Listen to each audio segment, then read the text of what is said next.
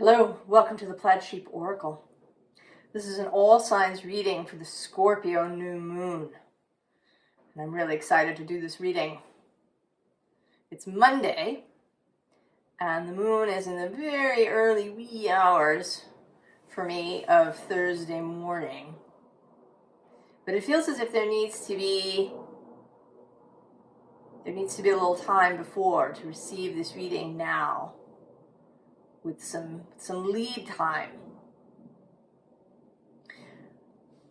The card that wanted to come out thematically is this. Now it says mental clarity, but there is this vortex, this portal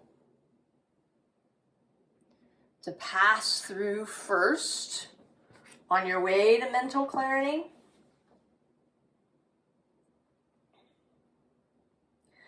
And this moon, certainly Mercury, is conjunct the new moon while opposing Uranus.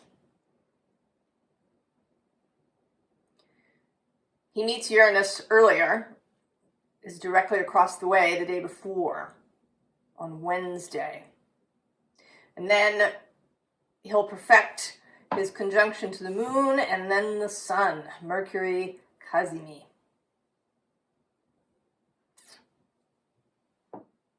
And that's all in Scorpio.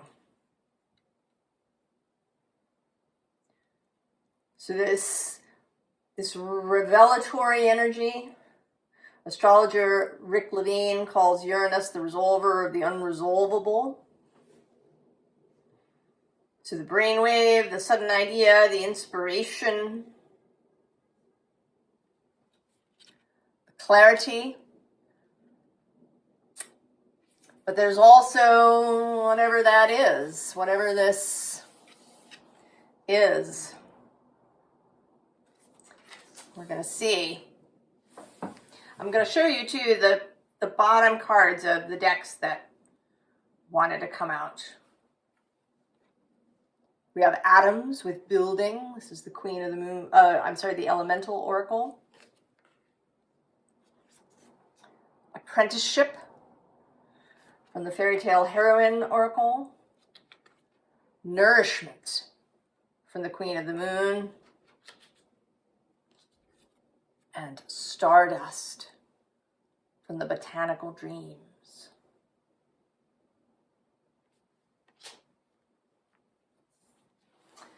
I'm going to pull a card from each deck for each sign, and then we will have tarot.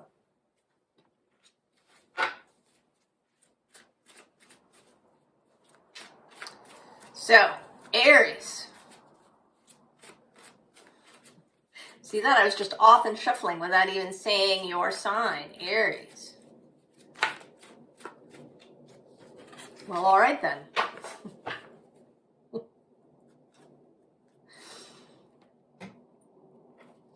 Plants, growth on the bottom.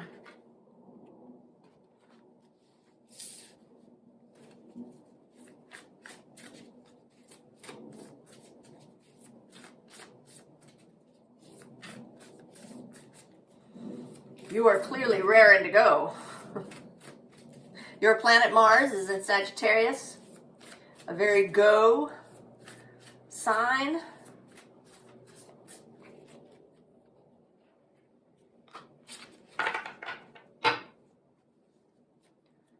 Oh, a snake on the bottom there.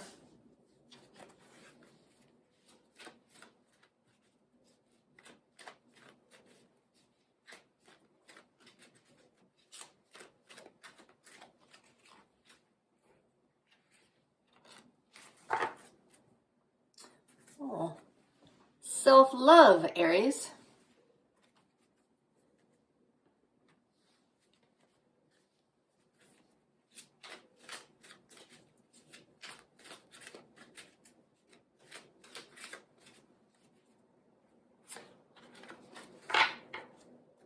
Oh, Stardust back on the bottom. I know these two, yeah.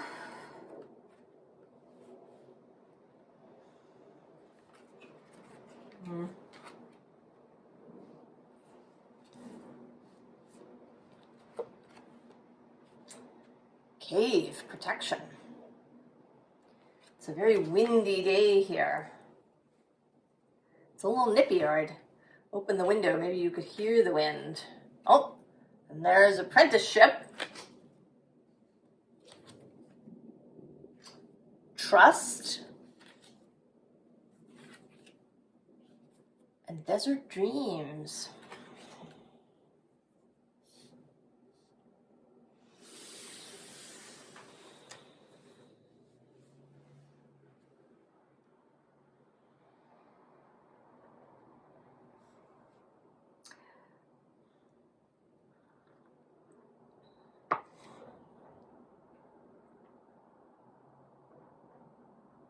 It's interesting, we have this, what looks like an egg here.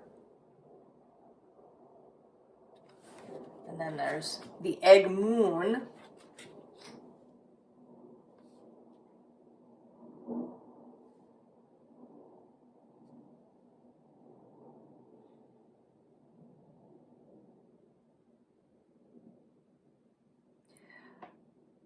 I feel like you're going to reach a sense of ease with the future, with the uncertainty of the future, that maybe you haven't had before. That although you are Aries and there's this sense of rushing forward, we aren't, of course, all one energy. We have all these different things in our chart. Maybe you don't even have an Aries placement. You might have just shown up here because it called to you. And that there's been a real sense of self-protection. But that is transforming now into this self-love. So here, where your arms may have been crossed because of this protection, because of fear, here they're crossed because of love, because you hug yourself not in fear, but in love. In self-adoration, I want to say. And that this is giving you the clarity, the strength, the courage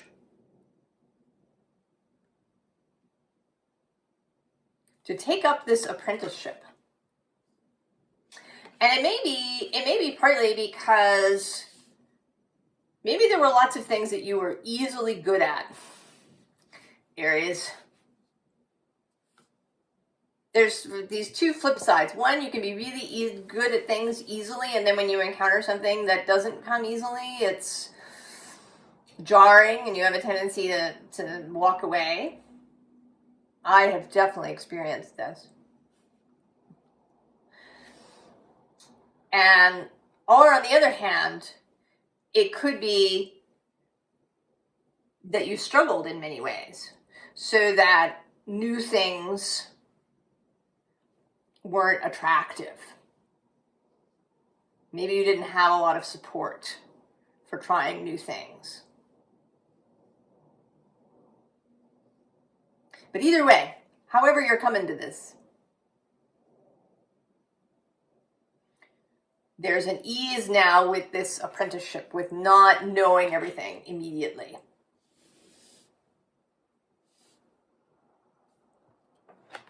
A willingness to trust the guide, whoever they are. For some of you, it may be an actual person. We might be talking about a new profession or body of learning or skill within a profession. And so there's an actual person.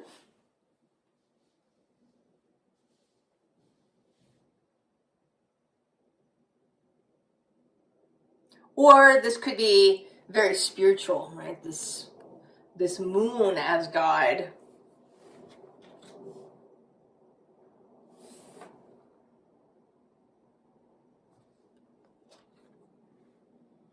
And then this feels very like you've arrived, Aries. Like you have arrived.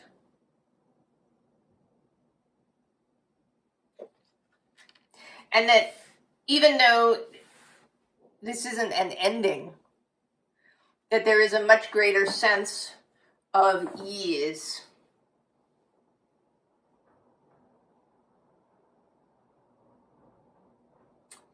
Oh, Thoth Tarot.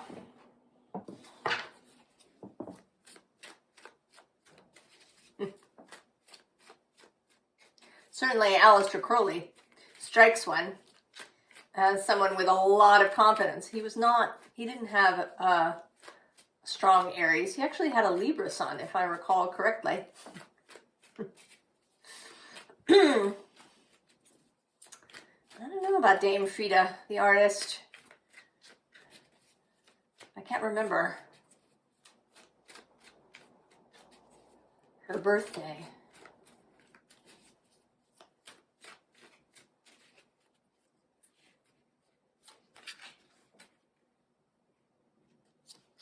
It may be too that this guide, I'm thinking about Dame Frida.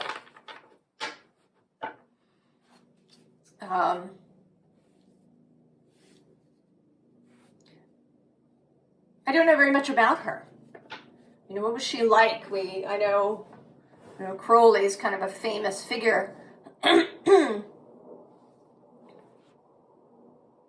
it may be that whoever this guide is, that there's a kind of subtle thing about them.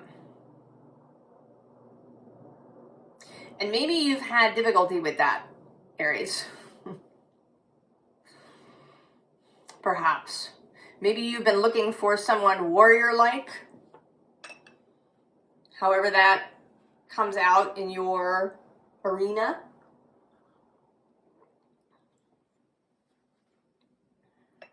Someone really out in front.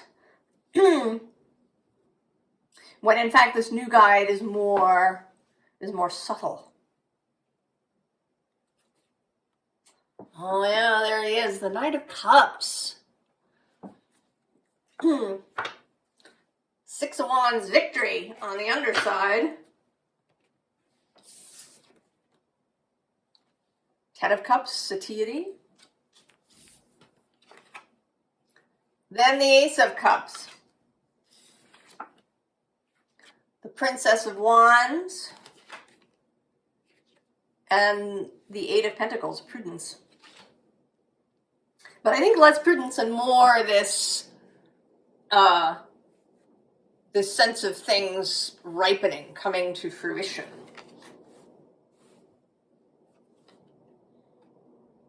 So this new cup is coming. It might be in the form of a new person, a new guide, a new romantic interest. It may be this cave you've been living in is really an emotional cave that you haven't been prepared to really be in an intimate relationship. To join your life with somebody else's. Right? It's kind of messy. Especially now, I was thinking, for various reasons, about how in the past people got married early. You know, they might go from their parental home into a new home. But nowadays, you know, we live on our own. Many of us really live on our own. Not even, you know, no roommates, nothing, just by ourselves. So that if we come to a place where we want to share our lives, it can be a little, right? You know, you don't need two of everything. Who gives up what? Fitting together in one space, getting used to somebody else taking things out of the refrigerator. These kinds of things that might keep you from that. my space. But you're done. You're done with whatever it is. You are sated. You're sated with being alone. And not that that was bad or wrong, but you are finished. You have finished that meal. You have drunk those cups down to the dregs.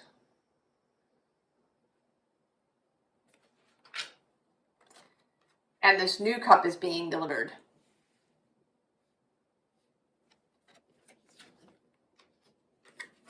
And you are totally, all right, Princess of Wands, you are ready. You are excited.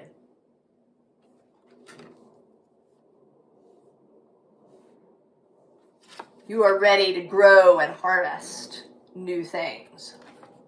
Look at that.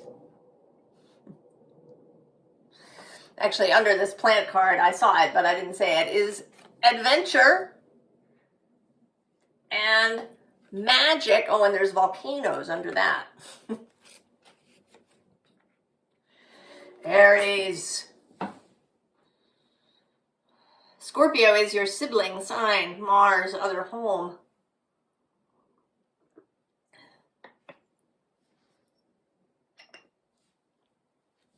You're ready to go, Aries. I think it may be a gentle beginning, right? That we're in the cup. It is the Princess of Wands rather than the Knight, the Prince of Wands. And that you are absolutely fine with that, with this apprenticeship.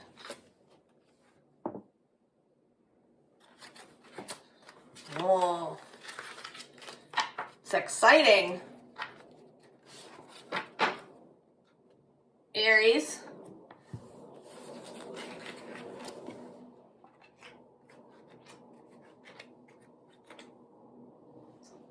Taurus. If you were not there for the intro, this is our card for this moon. Give you a moment there to take it in.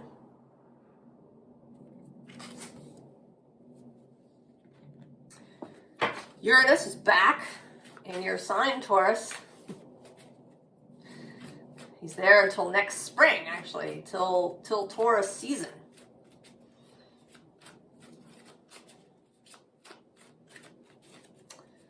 Possibilities for more excitement. He's opposing Mercury in Scorpio as well as this new moon.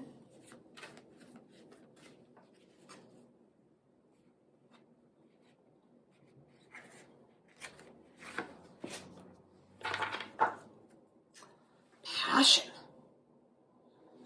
That's a great card, Taurus.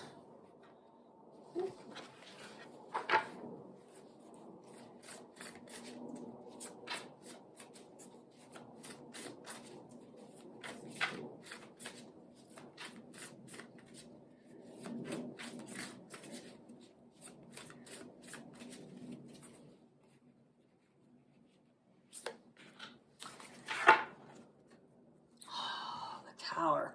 This is not the Tarot Tower. This is Rapunzel's tower.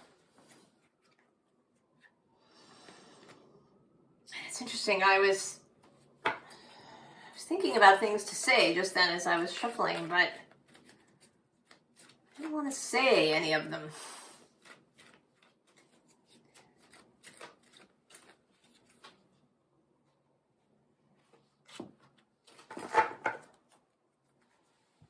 Creation. The beaver moon. In the early part of the year, I actually want to, it might even be January, the beaver moon.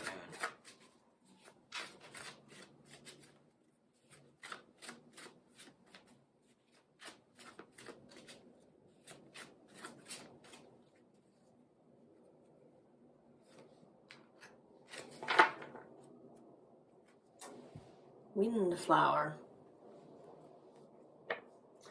There is a kind of, there's a sense of stillness right? In the tower, sitting here, maybe dreaming something up. There's actually surrender under that, and then beginnings. And then this quiet windflower card.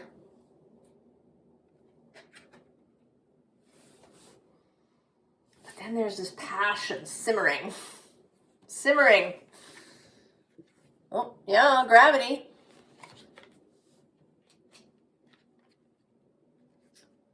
Sacrifice.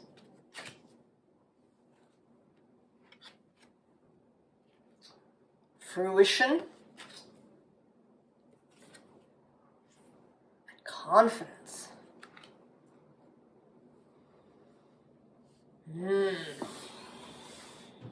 Well, something coming to fruition.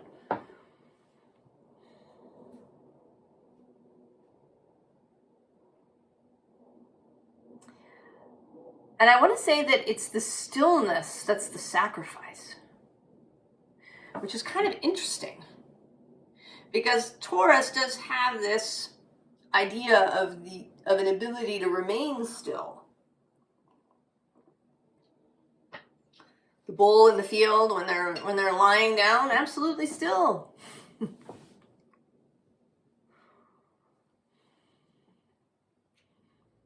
Patience, perseverance.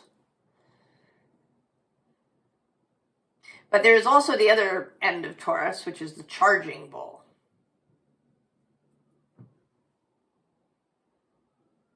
And it may be that this passion, perhaps this Uranian energy that has re-entered your sign. Who's under the passion? Oh, there's the growth. This was an Aries reading. Oh, and there's the storm. So it's like this storm energy has entered your life again.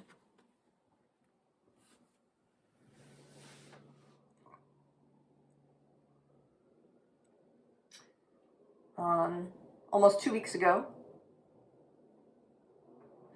But it isn't time to move yet.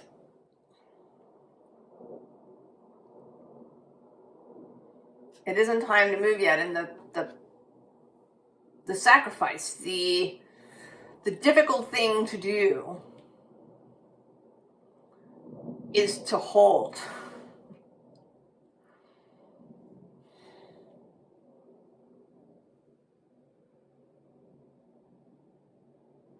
The example that's coming to mind is Zen archery, where people, they draw the bow back and then they hold until it's the right moment to release. And it isn't about waiting or struggle. It's simply holding, existing, being until the moment to shift.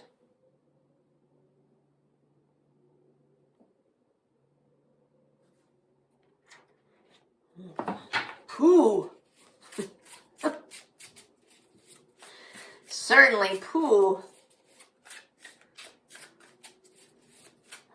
Pooh, not Tigger.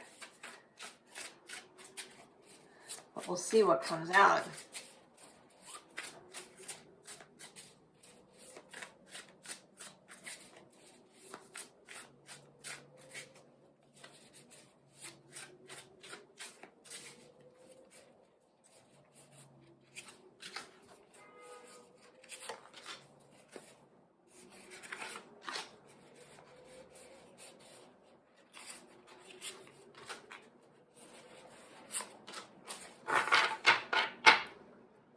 Oh, precious friends. Oh, and the star on the underside. Taurus. Two of Wands, yeah.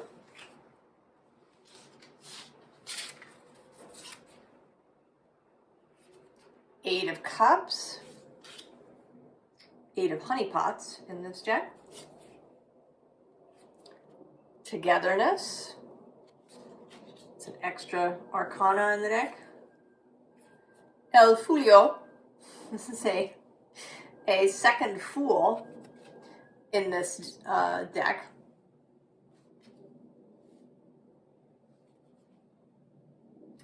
And the King of Chocolate Pentacles. There you are.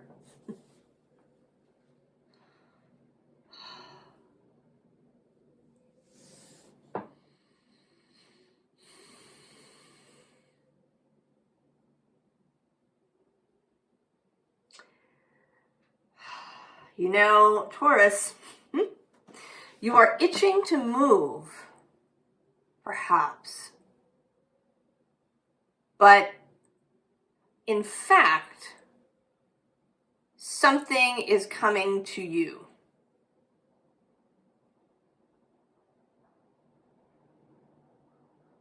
Something is coming to you. It's just going to drop into your lap.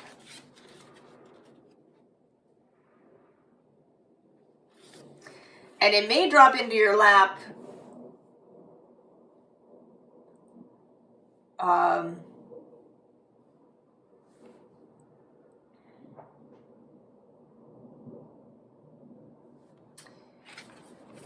this card has kind of two feelings to it. One, that maybe it'll drop into your lap when you're doing something, when you are in togetherness, when you're, you know, certainly we are here approaching the holiday season.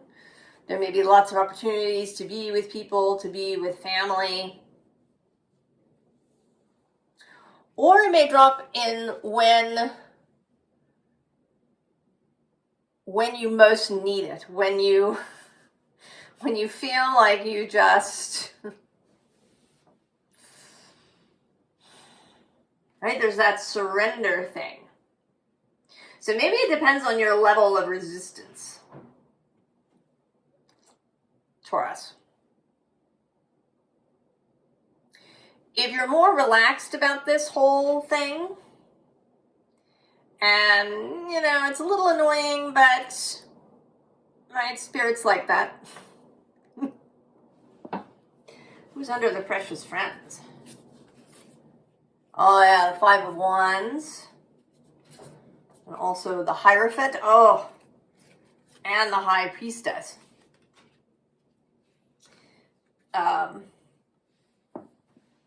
Who may be your precious friends.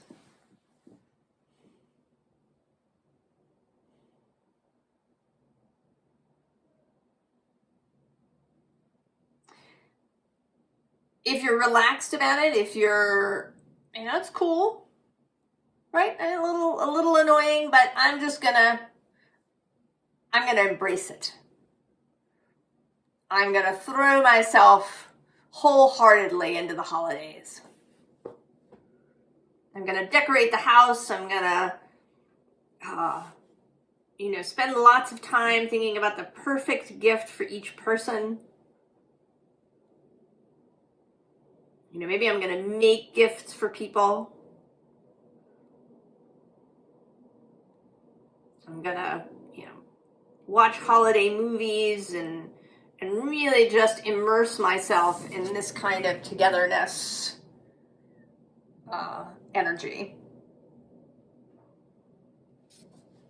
Then the resistance will be, I think, pretty mild. But if you really, then you're kind of Pooh and company up here. But if there's a lot of resistance, you might end up as Eeyore down here.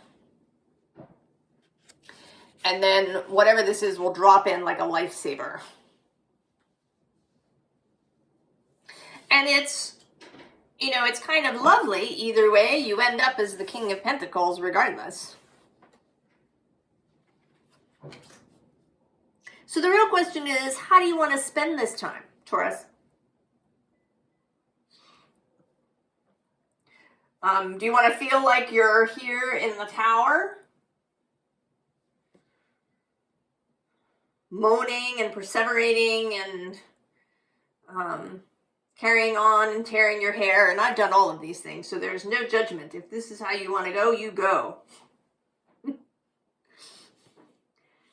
I will stand by your choice.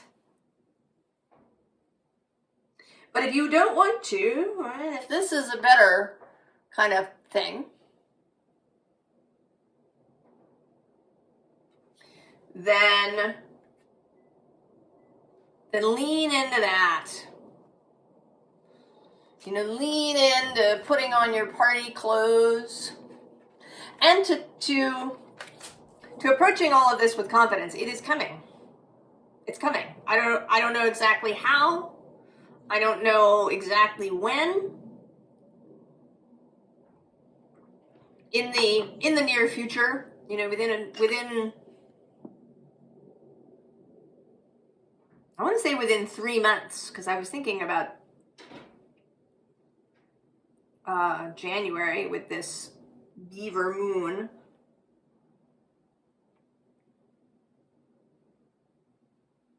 Or maybe the beaver moon is December.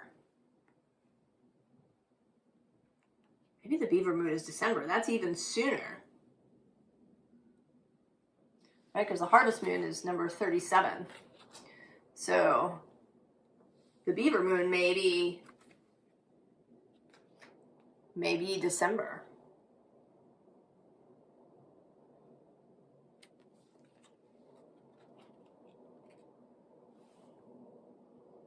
So it might be really soon. In the next month or two. Uranus turns direct, I think on February 2nd, something like that, end of January, beginning of February. How do you want to wait? Right? How do you want to spend that time? How do you want to exist?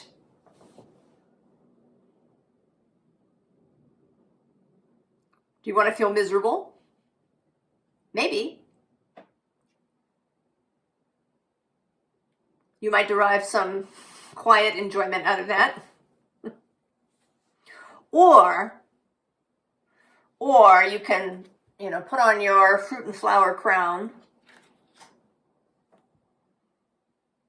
and really, really enjoy yourself in this moment. I mean, there's a little bit too, you know, I'm thinking now of Aragorn.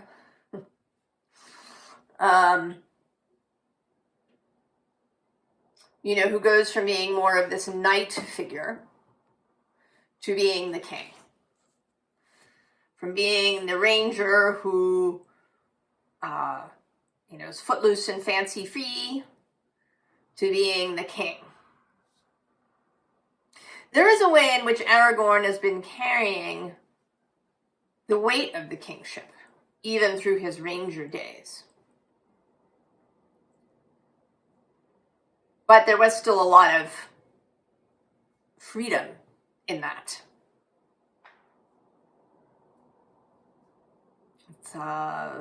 Another example is Henry V.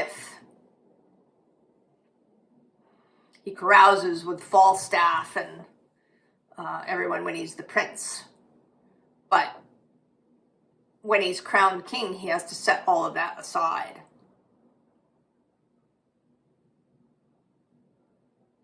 So it seems like there may be an increase in responsibility when whatever this is arrives. So that's another reason to just, you know, have some fun before then. Do some fun, maybe crazy things before whatever this is. Taurus.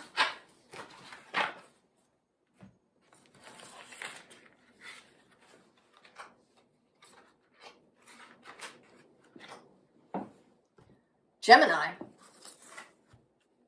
This is our card if you did not watch the intro. Gemini. Mental clarity. It's your bailiwick.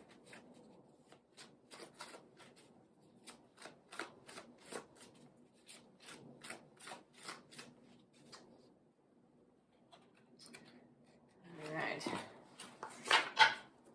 Oh, that's interesting. Gravity. That was in this position in Taurus.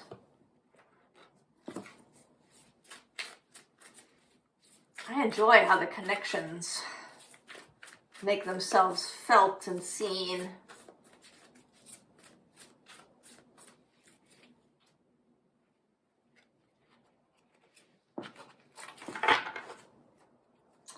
Ooh, spinning.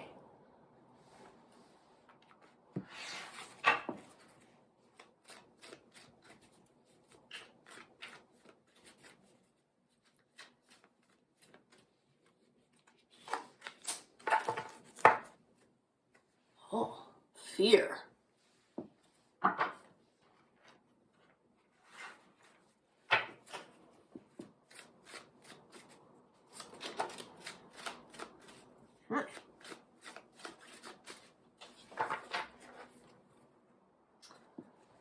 Cherry blossoms, too.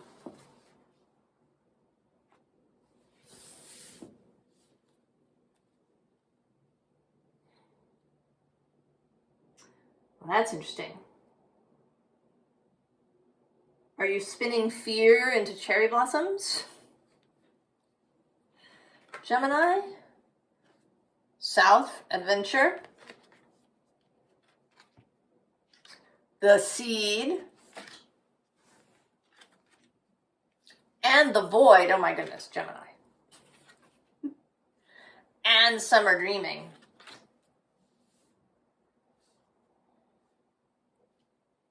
I think you are. I think you're spinning fear into something beautiful.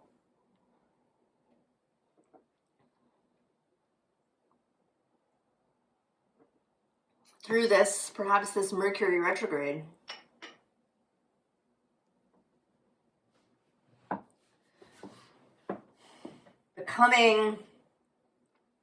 Becoming really comfortable in the dark, Gemini. Really comfortable in the dark.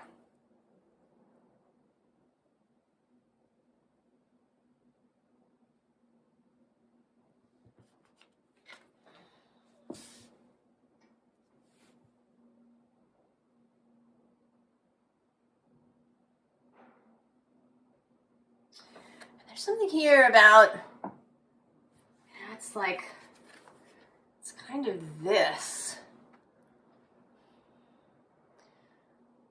That the fear is going. And you know, oh yeah, below that is this action card. But you know, not so much action, but just this image.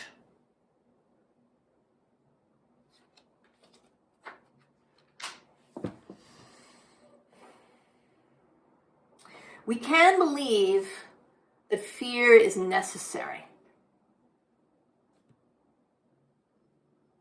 Certainly parents often believe that. You instill fear.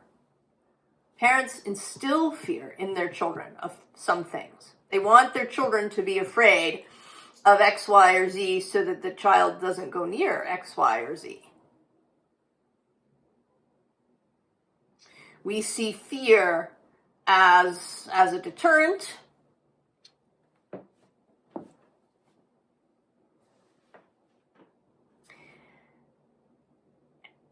And I think that can work, but I think it only really works, not so much that it only works in the short term. We can carry those fears for a long time.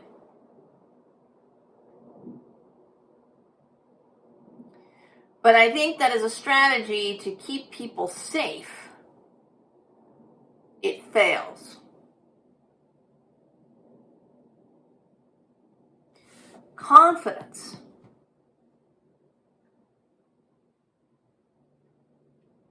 You know, in these two, the void is kind of like the seed, and at the same time is not.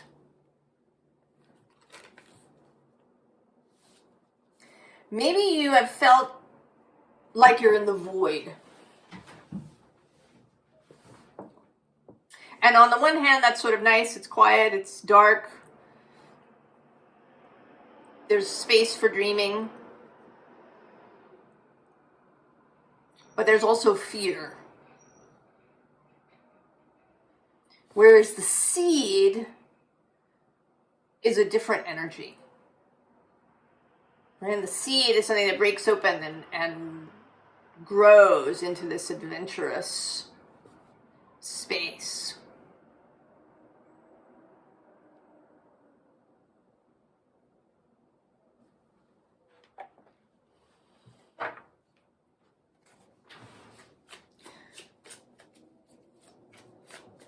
That if if your protective motivations, you'll find here on the channel, I shy away from calling things parts of ourselves or because I don't like actually to give things too much autonomy, too much personality. I think that can make it difficult to release things. Like you're cutting off part of yourself, and that isn't necessarily the case. So we all have this motivation that we acquired when we were children to stay safe, and maybe we learn that fear is good. And like everything else, there is truth in that, but also there's a prison in that.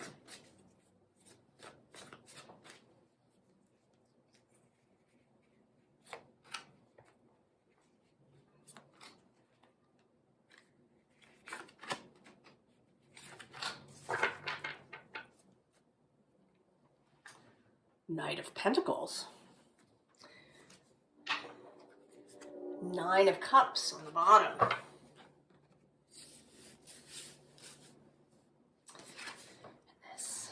This, again, with this.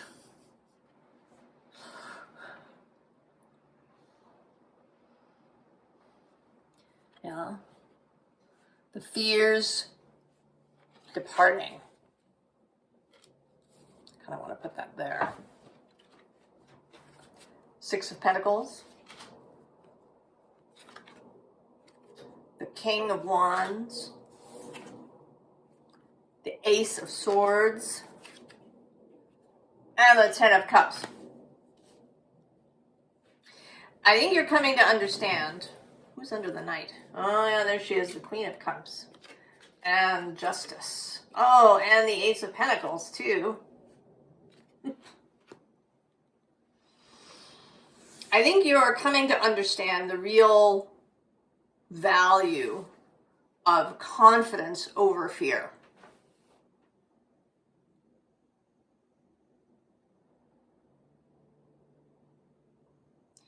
Fear has a lot of resistance as an energy.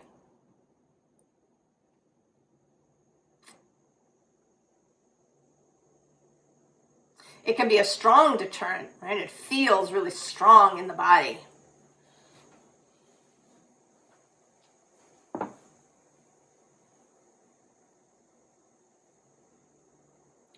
Right? You don't want your kid going down to the basement, where there's dangerous things. They might hurt themselves, so you might instill a fear of the basement.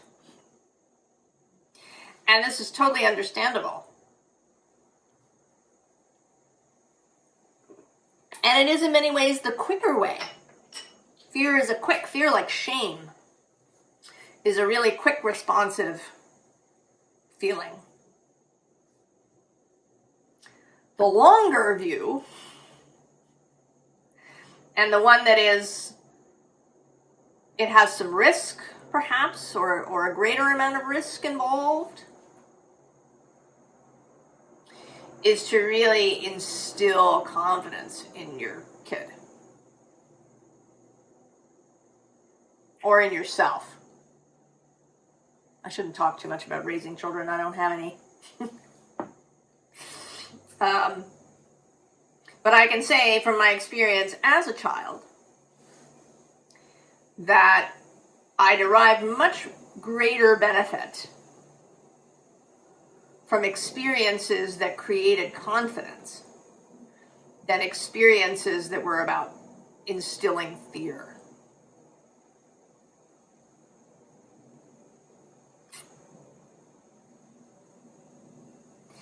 And it may be, I think that you are learning that cultivating confidence, both in yourself as well as confidence and trust in life and source and your own soul, is a much more comfortable, more joyous, more, forward-looking way to proceed.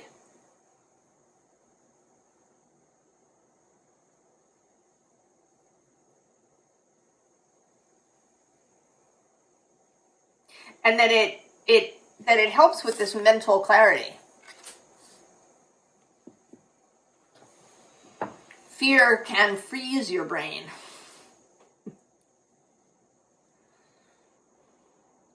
Fear may be the thing that triggers whatever your response is. Freeze, flee, fight.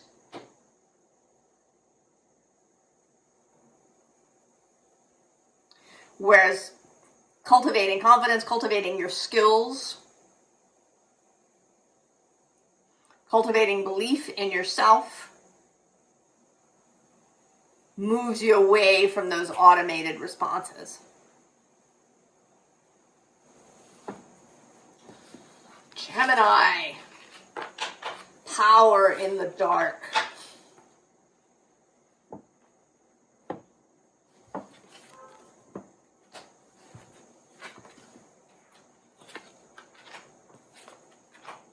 Excellent. Cancer. This is our card, Cancer. Mental clarity.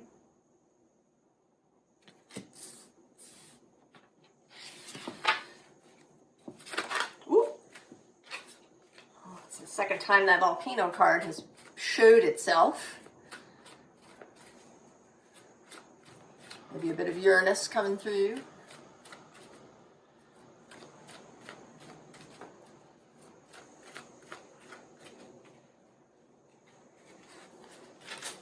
It's kind of a wild and woolly day here with wind. Oh, and there you are, the moon.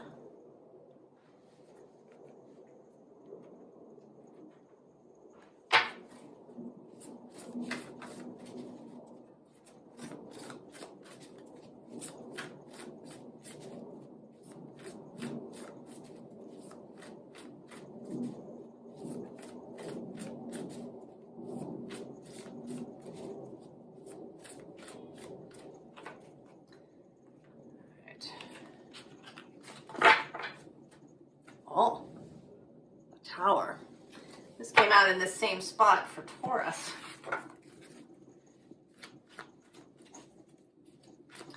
You've both got large energies. Taurus has Uranus moving around in there, and you've got Jupiter. Both retrograde currently.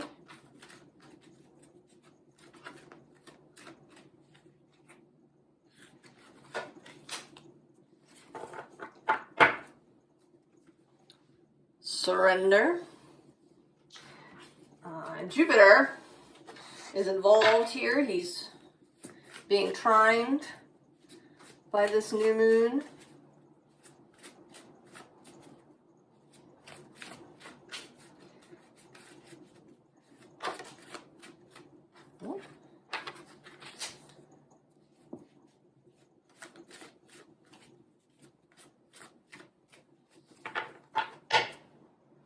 Oh, the tea party. Let's see. Hearth. Well, that's very you. Oh, and Wolf. And there you are, the Queen of the Moon, sovereignty, Cancer.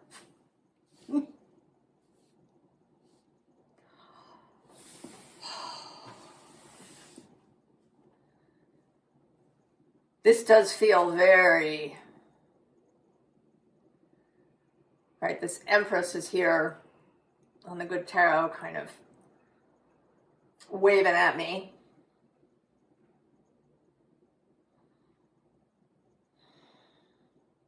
I feel like sitting up taller, Adjusting the crown that's on my head.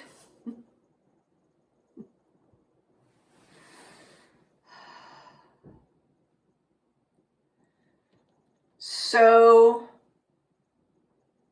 at ease in your own power, Cancer.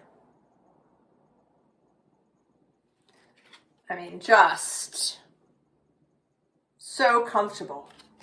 So comfortable. You know, you meet the wolf in the forest, you are not even a little bit worried.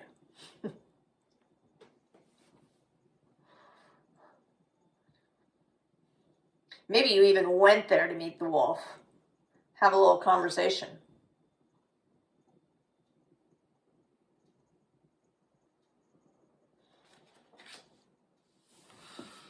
I want to breathe deeply. This feeling. And hear this ease, sleeping really well.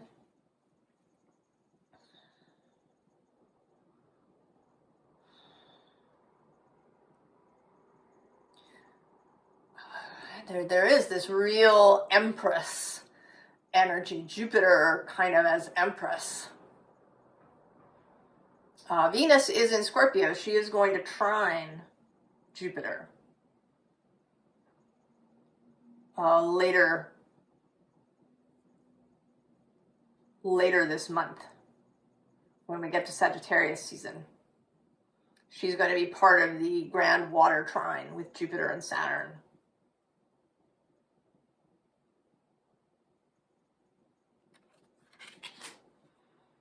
And this may be anticipating that a little bit with this power of Uranus.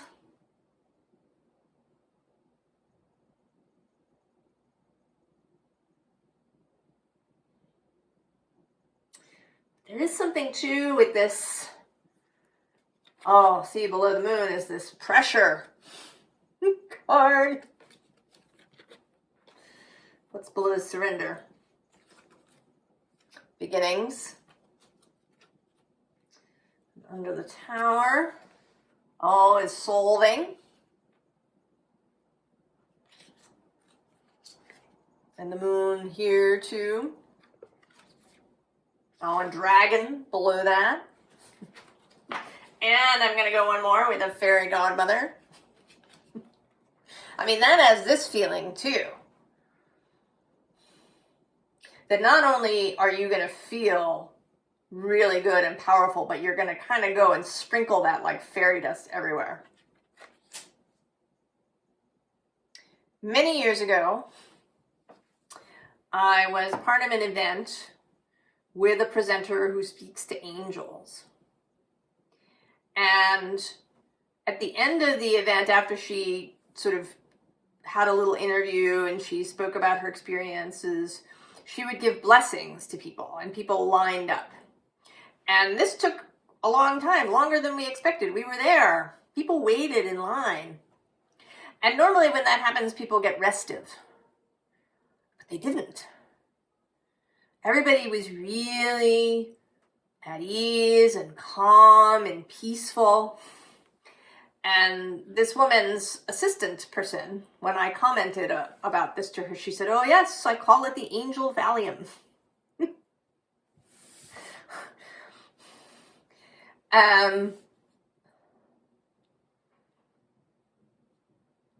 But I want to say that your angel Valium is not Valium. It's better than that, because Valium is temporary.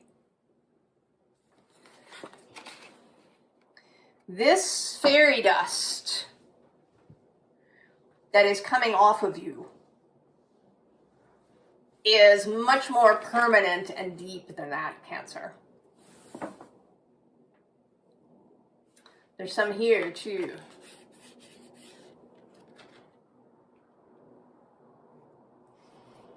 Right, this calls Alice in Wonderland to mind, and the psychedelic mushrooms, but all of those things wear off. your effect, Cancer, will not wear off.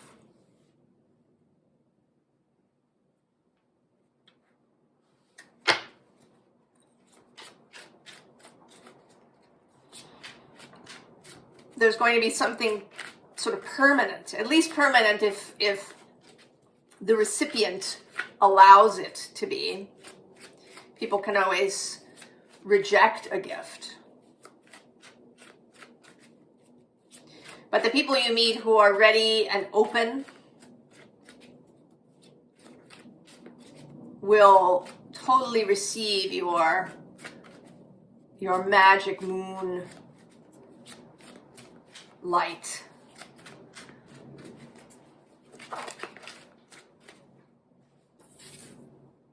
Cards are jumping today.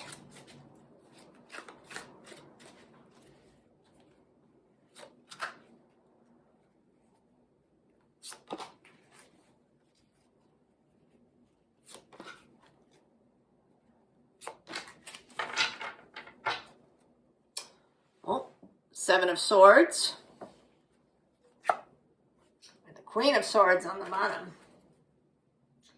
You know, how this feels is that you're taking these away. There's something about you that is removing confusion, right? And there is a very, oh, look at that. There you are, right beneath. And there's this Eight of Wands.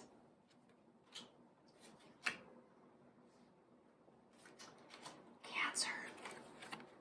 Four of Wands. Strength. The Magician, for goodness sake.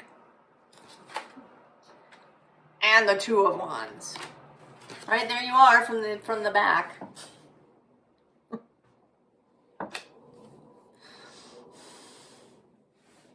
Looking out. Right, deriving your power from the ocean. From the moon. From the earth herself. There's a very empressy energy here. I think that this upcoming Venus-Jupiter trine is going to be very significant for you. Right? I mean, here you are in your red cloak.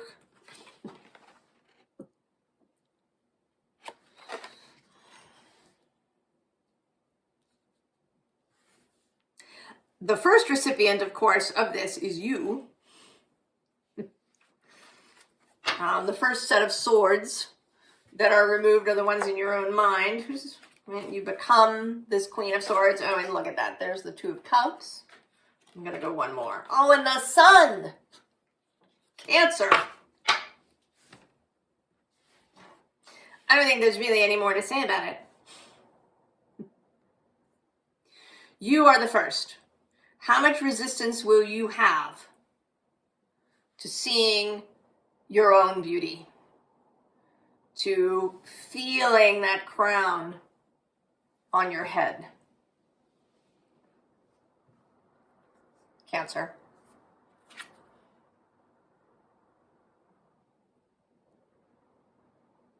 Right? This mysterious moonlit ocean energy. Magic, mystery, spirit.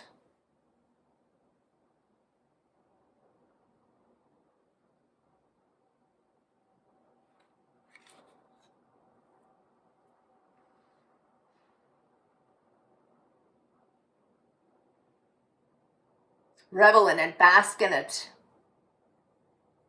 Feel it, accept it, embrace it.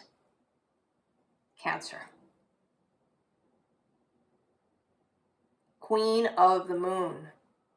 Empress of the Moon. Or Emperor.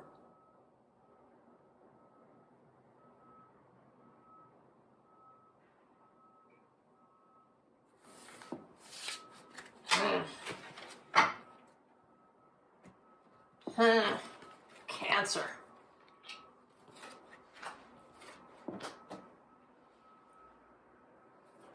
Leo. Mental clarity is our theme card, but with a little bit of swirling kind of going on.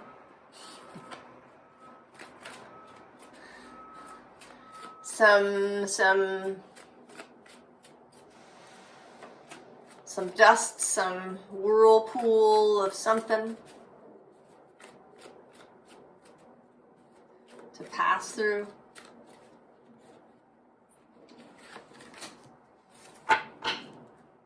Oh, more clarity with the mountain. Leo.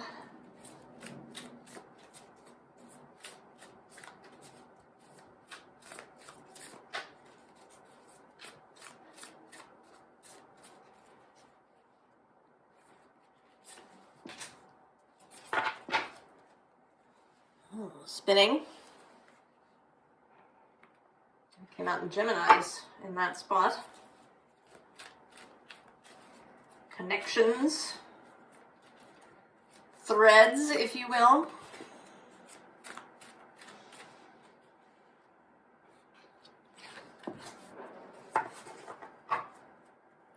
Oh, Queen of the Moon herself.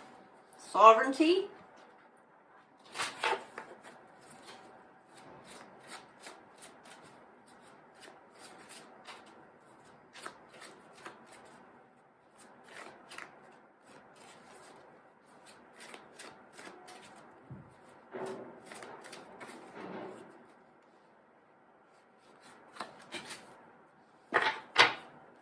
Oh, tea party. Intriguing. Fire, awesome. With ignition. Nettle, also fiery. A Mars herb. Growth. And visionary. Well, Leo, the phrase that comes through is trial by fire.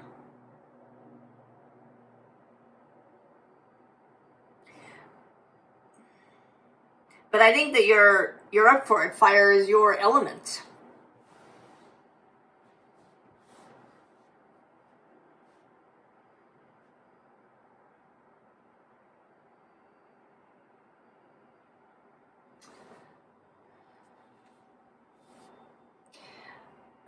I kind of want to say that you've been doing things the hard way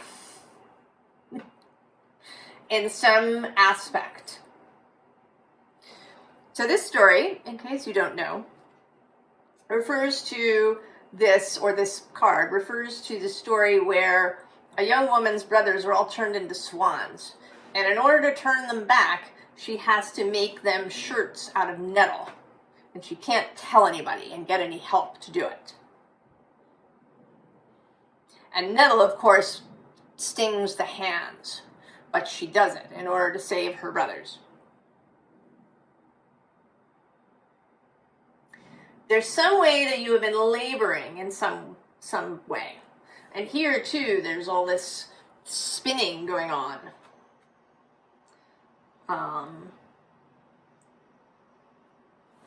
There's some way in which you are doing things the hard way, or you've even taken on something that maybe isn't entirely yours. Perhaps. But this fire is going to show that to you. Maybe a Uranus-induced fire. You are being squared by this moon and its opposition to Uranus.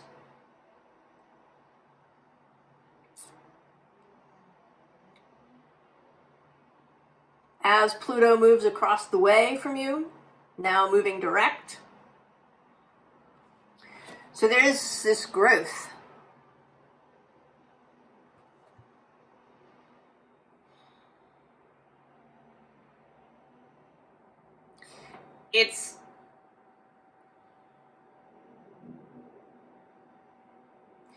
No, there is something challenging about this, Leo.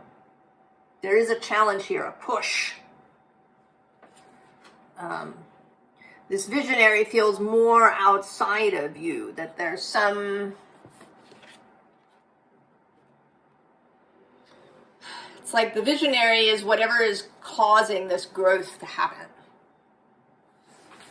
The visionary is life force, source, maybe your own soul.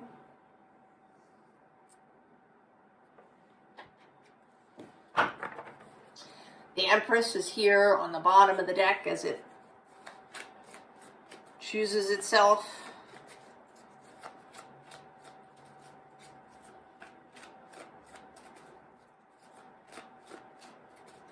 Venus has been moving square your sign through Scorpio.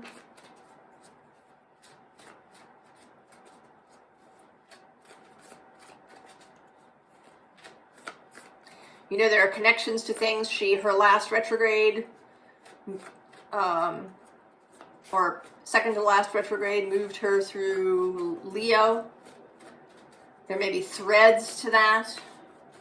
She also retrograded in Aries, which was trine. These threads of fire.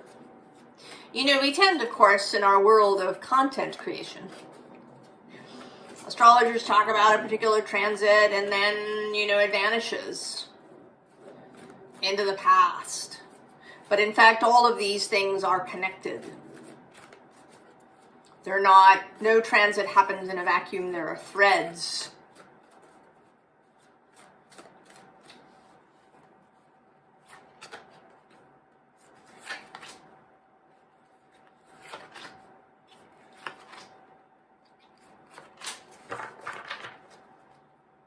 Oh, 6 of Earth. And on the underside, the 5 of Water.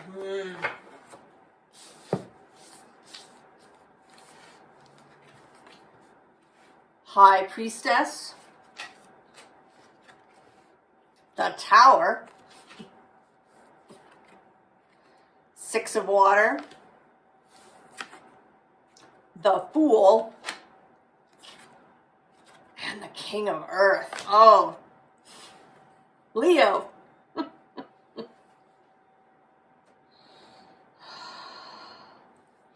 You know, I'm seeing all of these, this major arcana and this King of Earth, as whatever this visionary is.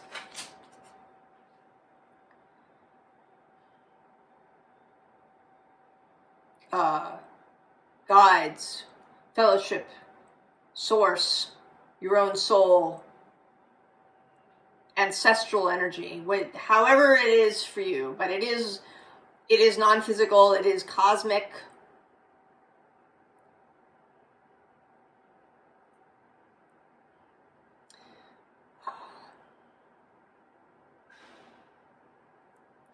And there's some event being created, and it is this tower, which isn't about something crumbling, but about some sort of revelatory thing, right? The sun is rising behind this tower. And then there is this 6 of Water. So, you know, she does look like she's a little ill, although her reflection is not. There is, with the 6 of Water, a little bit of a connection to the past. So there may be something that is now coming to light, coming to fruition, something resolving. Uranus, the resolver of the unresolvable.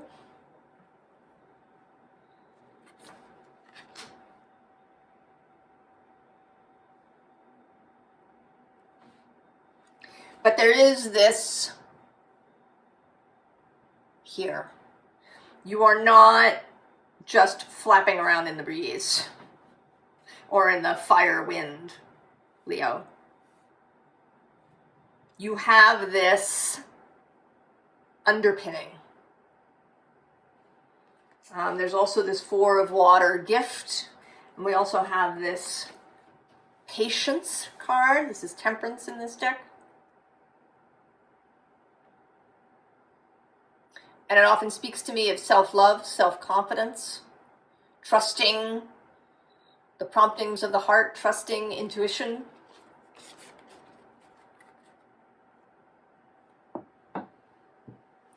And breaking out of whatever this nettle business is that you've been in.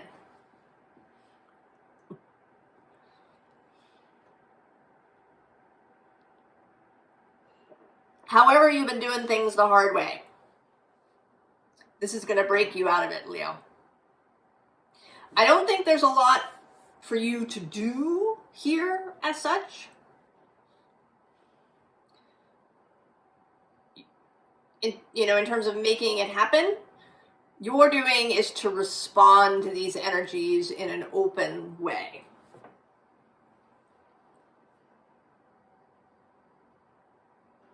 To know that what is happening is for your benefit, even if it feels uncomfortable. Oh, Leo. Trixie. The Square.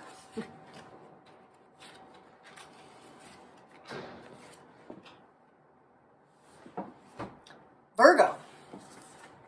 Mental clarity, our theme.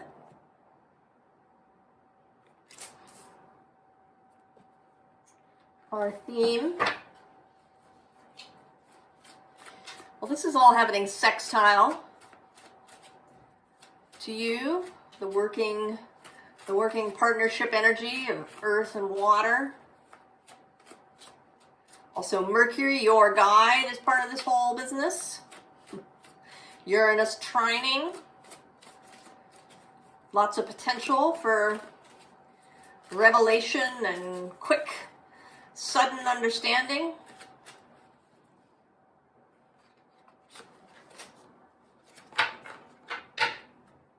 Oh yeah, there's the storm.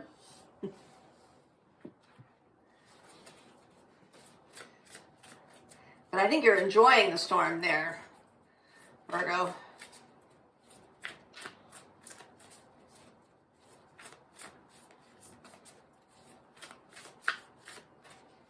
You do vibe with the Magician energy, calling in the storm. Wise old woman. That's sort of Virgo-ish.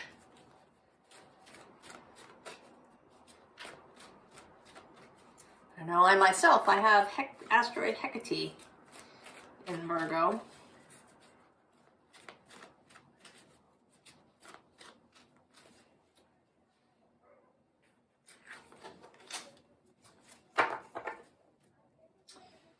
Boundaries.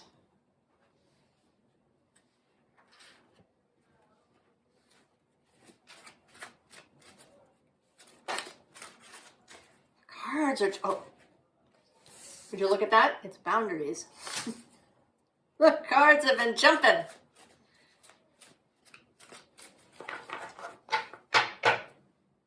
Oh, windflower on the bottom. Isn't there a kind of similarity here at this moment?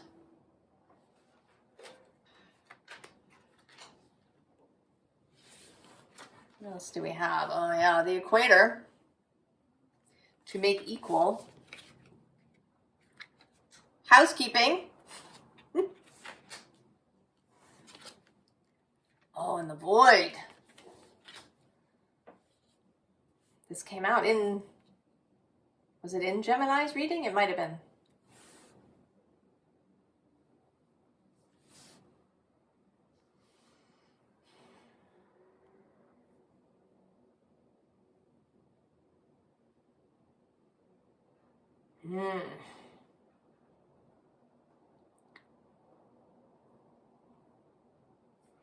Well, there's definitely this feeling of breaking out. Breaking out of molds, breaking out of something that is stagnant. That can be an issue when things are exactly equal, that there's no movement.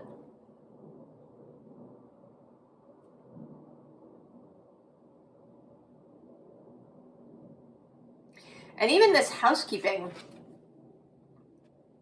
getting the energy moving.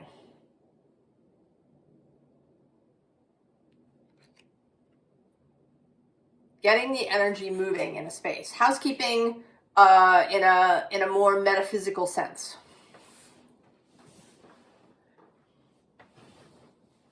Rather than in a literal one. Although literal housekeeping can get the energy moving. You know, opening the windows and clearing the dust that has settled on things and clearing out old clothes or things that you don't use anymore. But this may be more of a metaphysical housekeeping.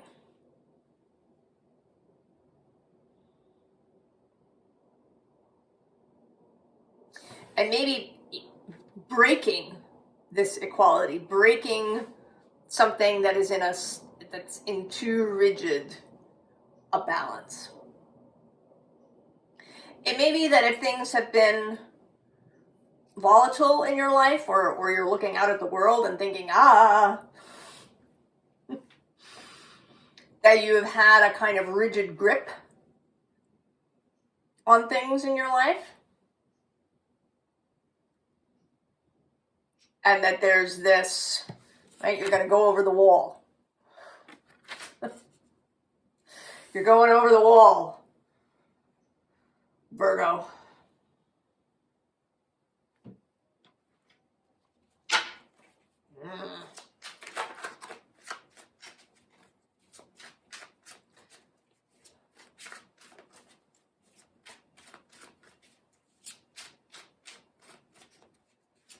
Breaking through.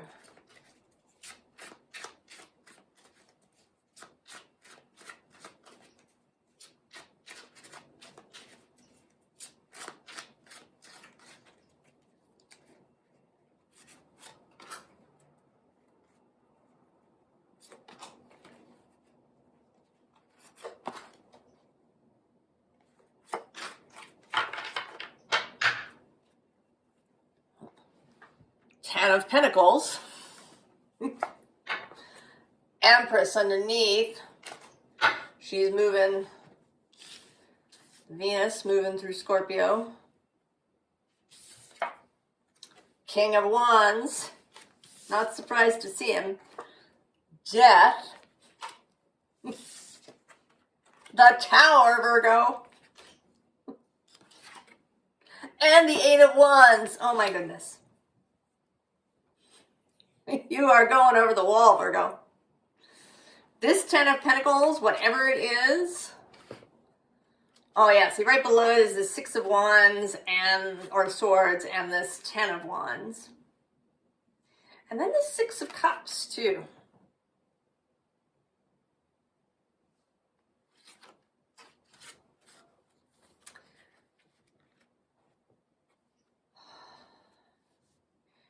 You're whatever the Ten of Pentacles is complete, it's done, you're no longer staying there. You're breaking out.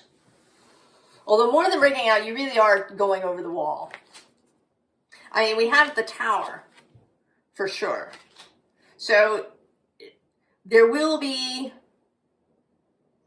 some undoing of something, right? To break this equator, to right, like shift the it's like, if there was some mechanism that was rusted, and you might have to apply some force to break it loose. But you can also apply oil in this metaphor.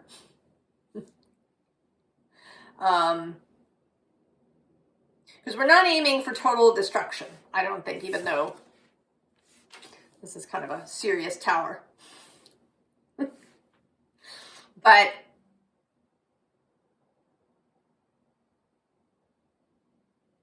and it may be that when you get going, that when you're done, everything will be really different.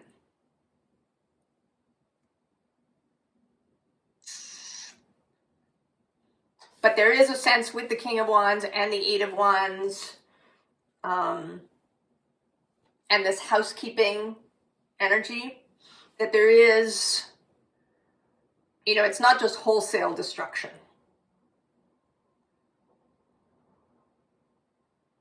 There's life and light and inspiration involved here. But there may also be things that get dismantled or broken.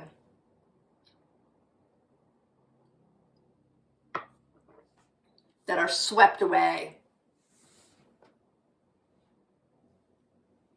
But I imagine that they're largely things that you haven't needed and used in a long time. Things maybe that you were keeping just in case.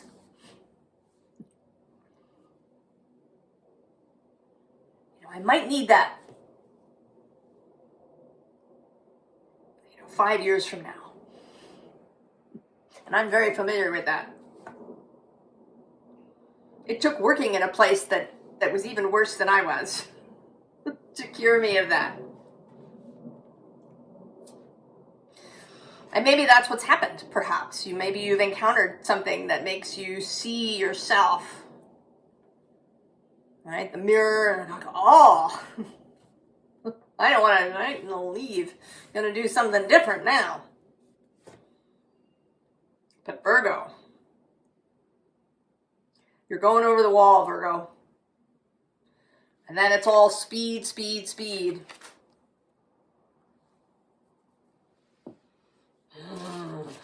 That South Node, passage energy.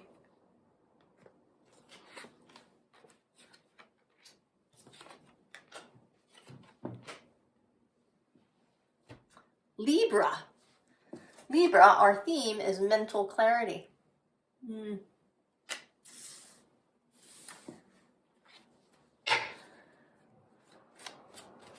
You enjoy that. Although sometimes you're more interested in mental harmony. Or certainly in harmony of space.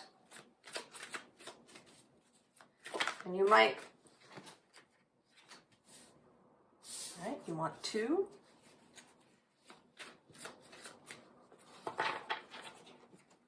Oh, the equator. This was just out in Virgo's reading. And I don't know why I'm showing you the bottom. I haven't shown that to anybody else. There's something about, right, this two thing here. The moon underneath.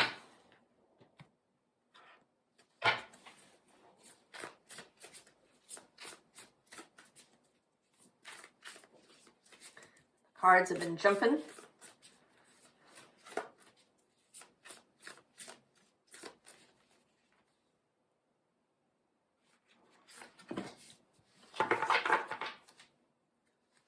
Snake.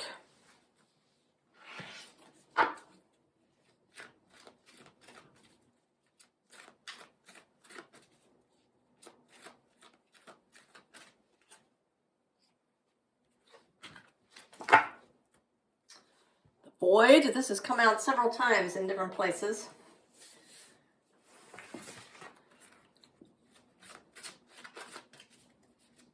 The Blank Slate.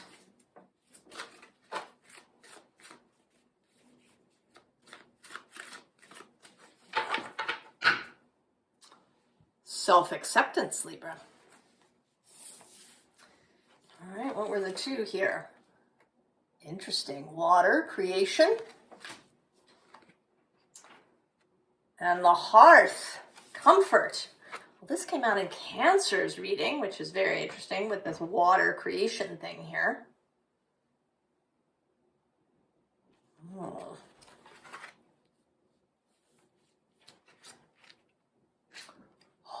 Locked room. Libra. Nourishment. This was on the bottom of the deck at the very beginning. And this meditation with more water. There's all this water, Libra.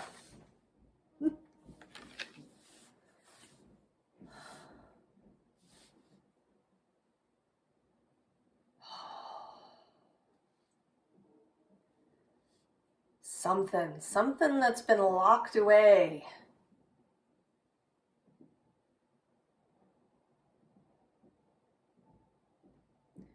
For a long time. Something that will now spill out.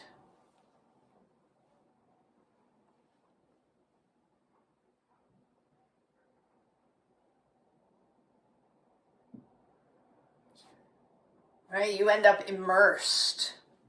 All right, it spills out after you open this door. It's like this water has been held back behind this card.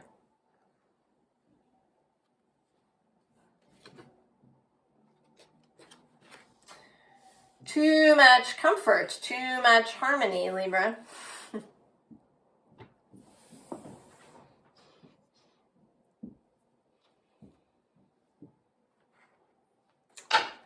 Too much harmony.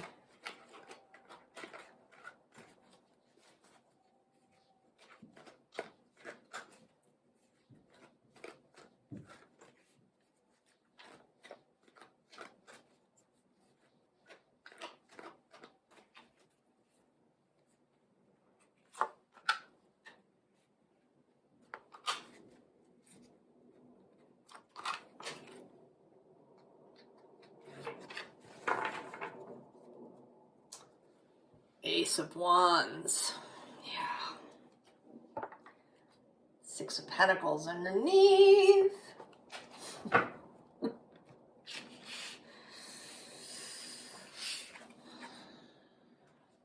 Seven of Pentacles. Lovers. Queen of Pentacles. Libra. Nine of Pentacles. Oh.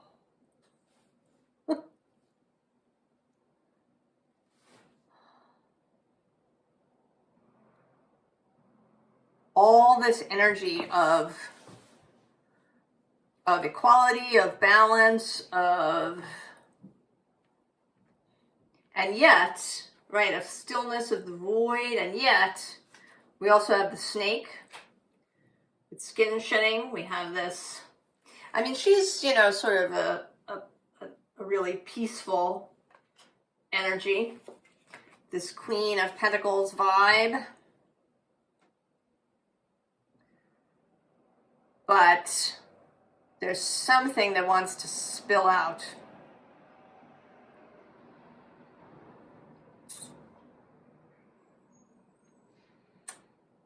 But we're not seeing it here.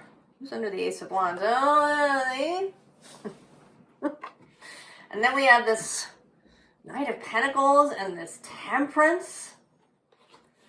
You are protecting yourself, Libra. All of this stability, this focus on that. The avoidance so far of the locked room.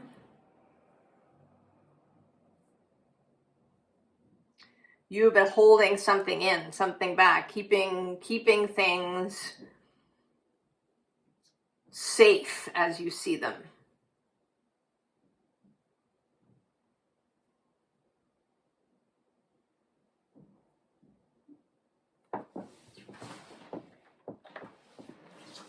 So what is it, Libra? I think we have to move out of the into another deck, and we see the jumping cards. Two of Pentacles.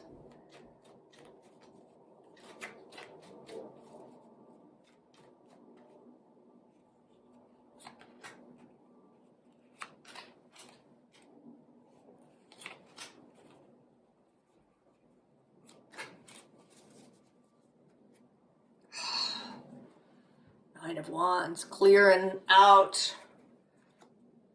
Have a Six of Wands on the underside.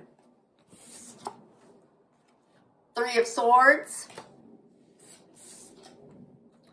The High Priestess. There's that Nine of Pentacles again. And the Three of Wands. Who is under here, underneath all of this stuff? There's the Three and the Four of Wands.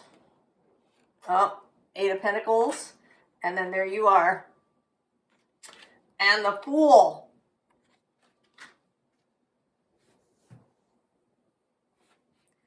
Who's under the Nine of Wands? There's the Hermit and the Empress and the Nine of Swords. I don't know, maybe it's too different for us to really know what it is. That all of you have this Three of Wands. And you're recognizing now that this Nine of Pentacles is got you buried.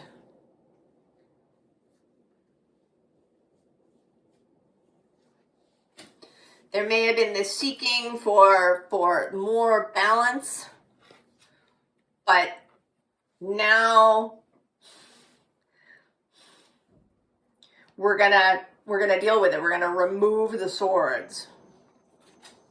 You're gonna allow whatever this intuitive thing is, whatever this water that you've been holding back behind this locked door.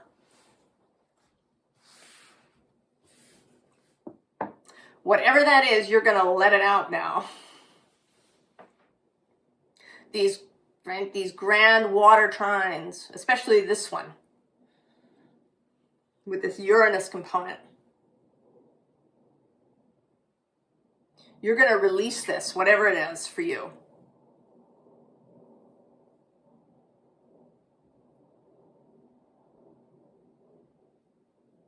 Whatever the desire, whatever... There is desire, there is, who else is on the bottom? Beyond the Six of Pentacles and that balance. The Five of Cups.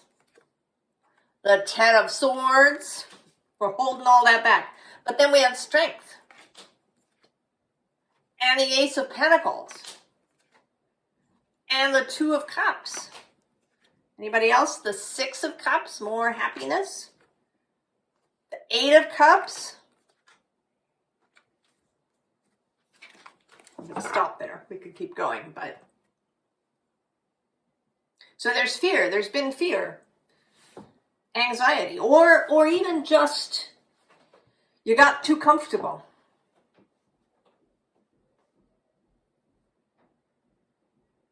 And now there's going to be this flood.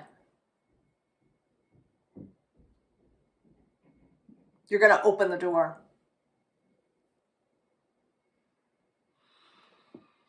Embrace this Three of Wands, whatever it is for you, Libra.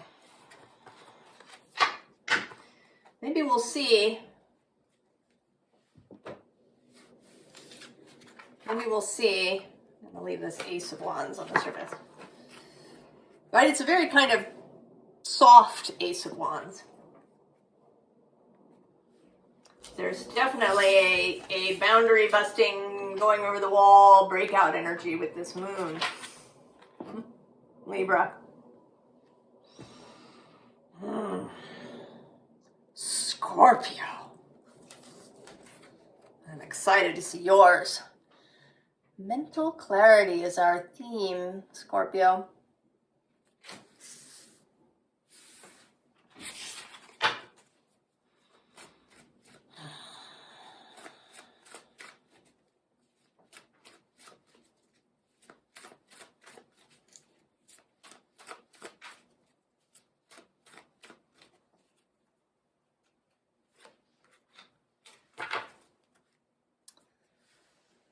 Puzzle piece, the completion of a puzzle, Scorpio. And we are at the end of Scorpio. This moon is at 28 degrees. There's only a couple of days before we enter Sagittarius season. After the moon, Your planet Mars is moving through Sagittarius.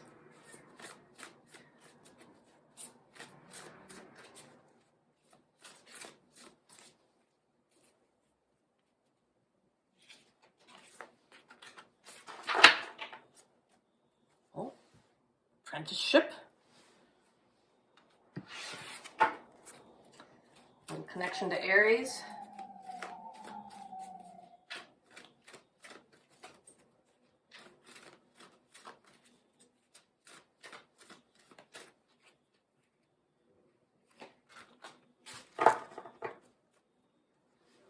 Resilience.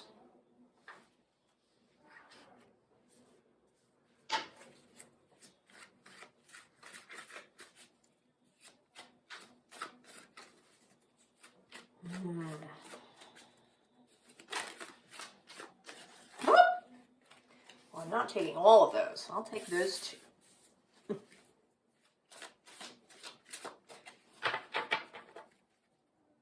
Oh, masks.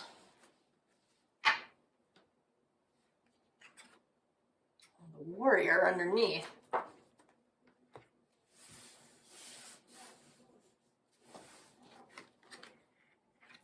Music, joy. Oh, disguising. Growth. Self-acceptance. That was out in Libra. And seeds of love, Scorpio.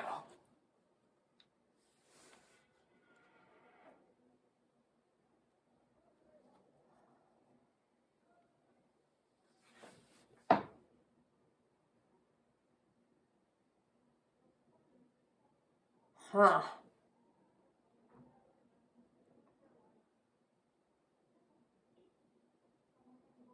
This feels like a process that you wake up. I want to say you wake up on Thursday morning. And this is, in fact, card 28.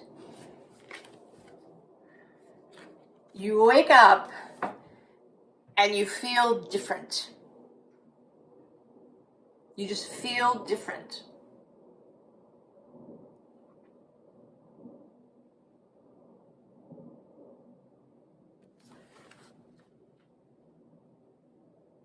You feel joyful. You feel some sort of energy pulsing through you.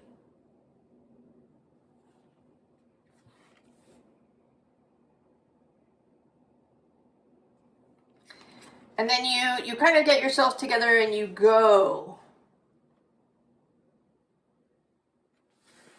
You go somewhere.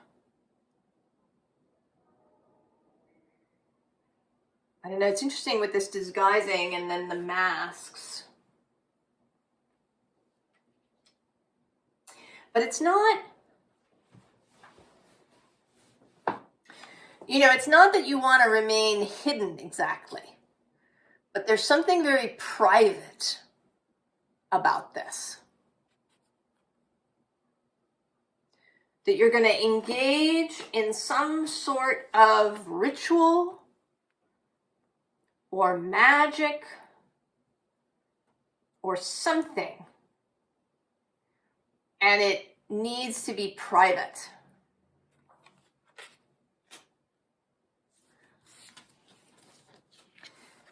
And then it can be more public. But there's a moment when you are keeping this to yourself. And there may be self-acceptance, but it feels less about that and more about the image, more about, this creation. That there's something that has been created. And then you're going to water it. And keep it growing.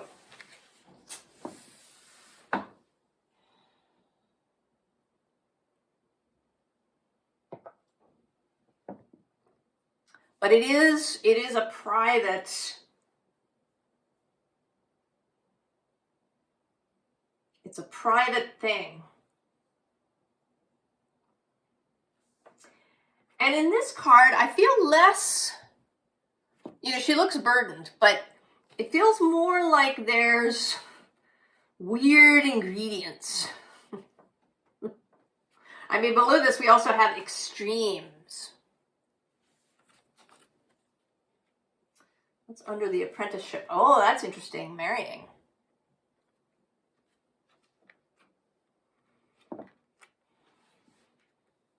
Over there. Oh, is the adventure. So you are going to engage in something, Scorpio. Might be actual magic. Might be, I don't know, it doesn't feel like something mundane. It could be a piece of art that you wake up in the morning and you have this inspiration for a work of art, for a composition, since we have music.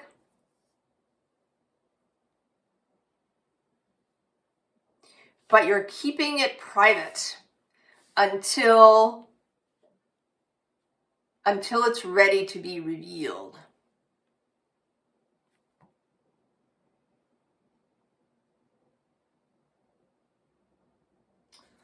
That's interesting. The wisdom of Pooh, Scorpio.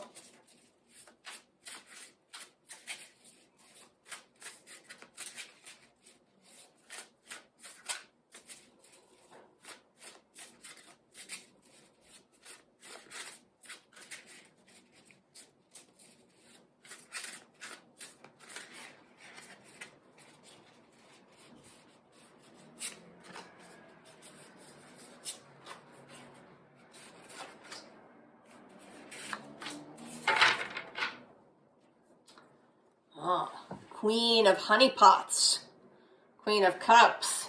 And there you are with the Two of Swords on the underside. And this Two of Swords is sort of interesting because there doesn't, I mean, he's standing on this plank, right? But,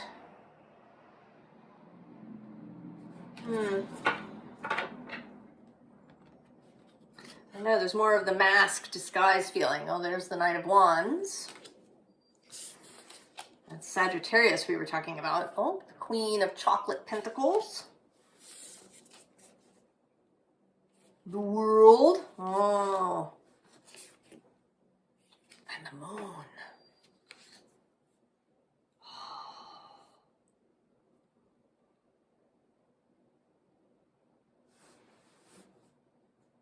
Scorpio. There's someone else. I mean, we had that marrying card. It might or might not be a romantic relationship, but we have these two queen energies.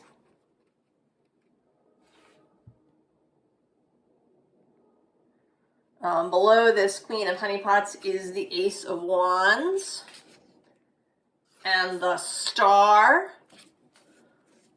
Also this Page of Pentacles with this apprenticeship energy.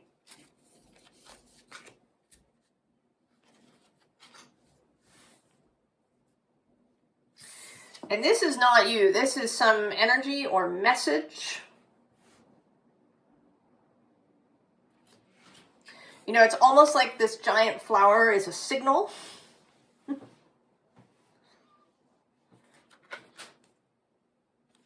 You are coming together with somebody, Scorpio.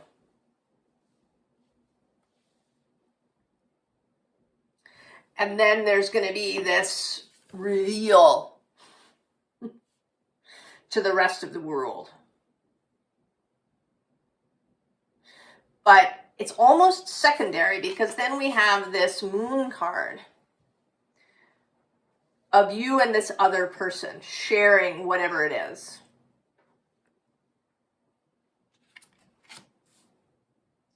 The revelation to the world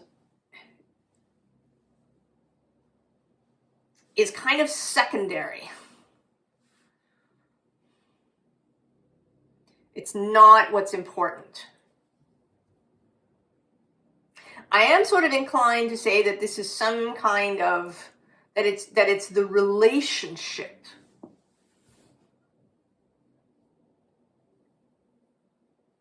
that is being grown here. It may be a romantic relationship. It may be a really deep friendship.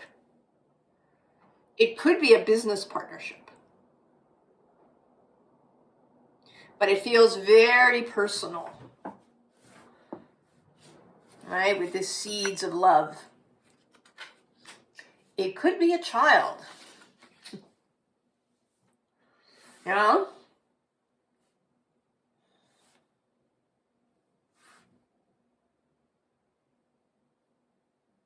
All right, that you're keeping your pregnancy under wraps until you're ready to share it.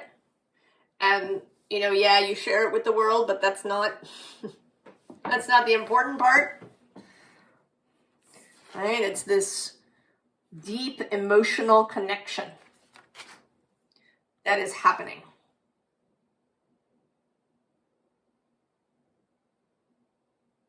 And that you each have, right, you each have something that you're bringing to this relationship, to this partnership.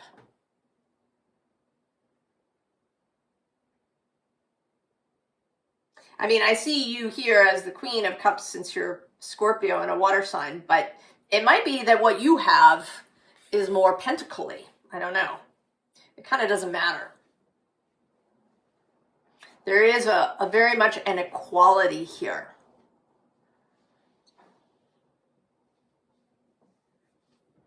You each have something wonderful, and you're bringing it to the table.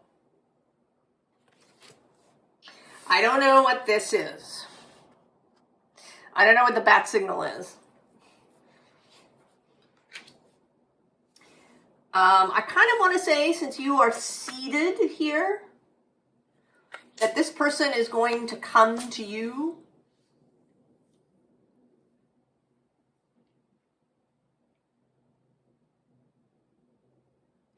Or that maybe you meet up somewhere, wherever this growth thing perhaps is occurring. I don't know. I think it's going to be different for everybody in terms of where this meeting occurs.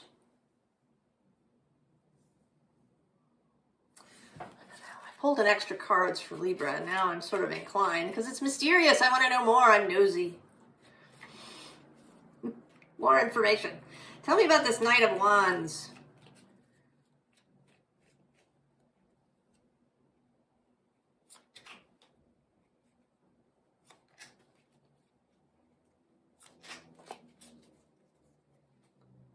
Well, Page of Swords. Yeah, communication.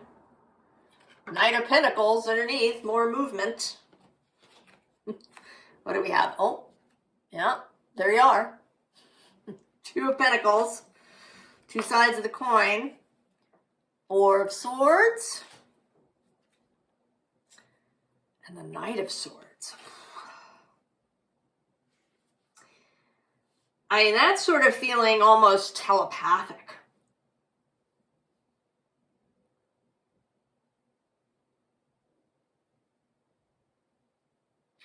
That, who's under the page? Oh, Eight of Pentacles under that. And then there's the Tower. Yeah, I think you're hearing each other's signal. And you're going to converge somewhere.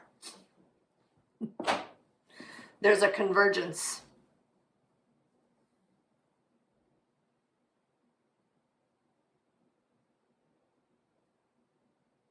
I mean, maybe you're even converging on the hill where this Knight of Wands is.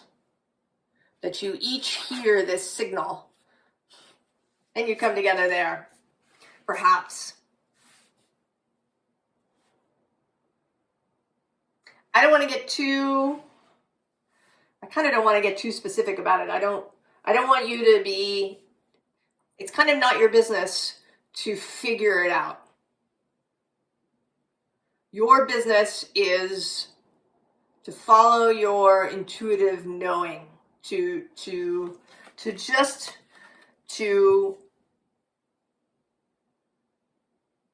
mind your signal, to mind your beauty, to mind what it is that you are. And that will send the signal. You don't have to figure it out.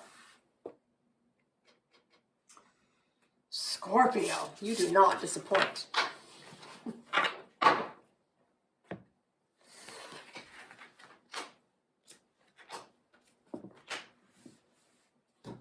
Sagittarius, mental clarity. The theme card. There's been some good stuff, Sagittarius.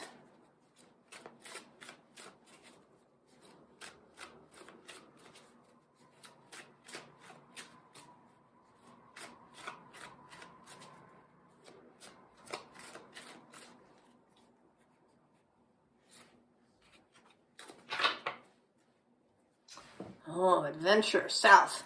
This has come through several times.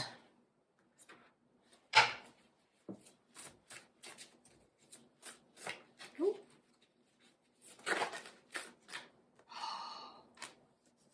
Well, that's interesting. The cards have been jumping. And that one was just out in Scorpio.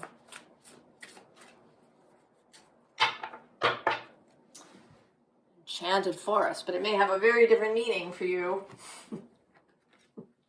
Judging by that adventure in enchanted forest.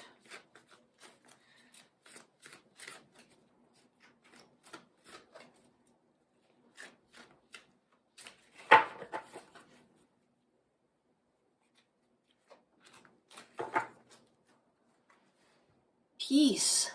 Well, that's very nice.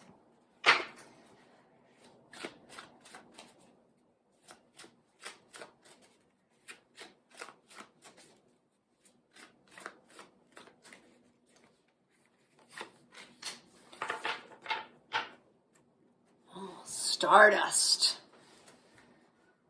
That's a favorite. Oh, desert. Solitariness. And then the disguising.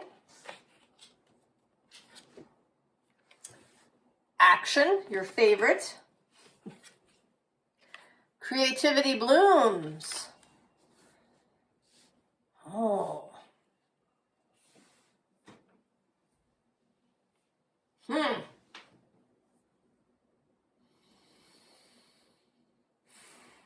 Well, you seem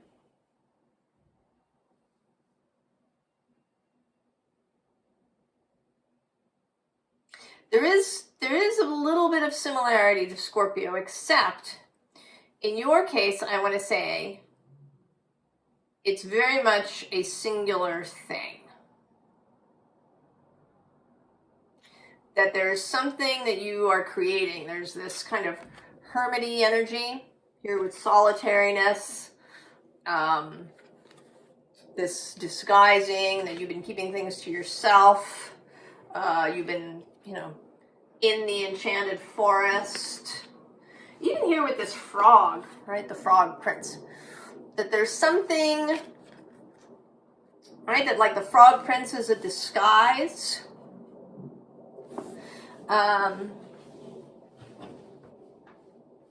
And I almost want to say that what you're working on is yourself. And that you're suddenly going to come out.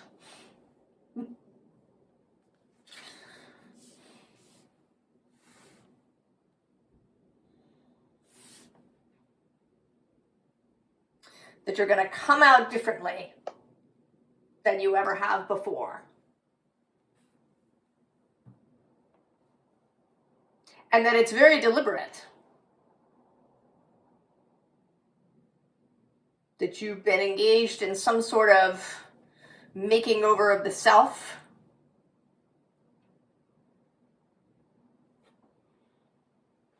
that there's been this kind of meditation thing happening. Below that is the path.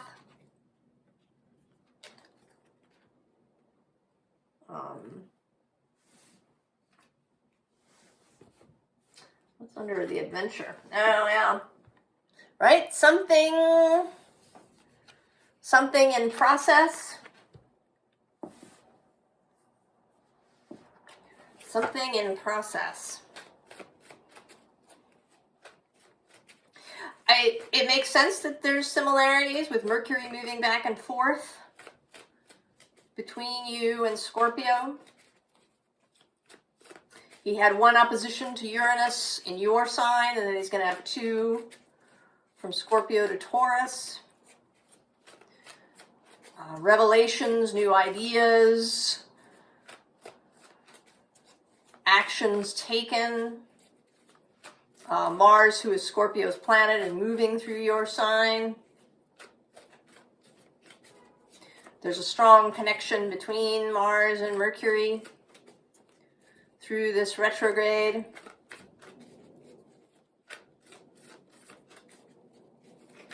There's a sense with Scorpio of transformation. Also of secrets.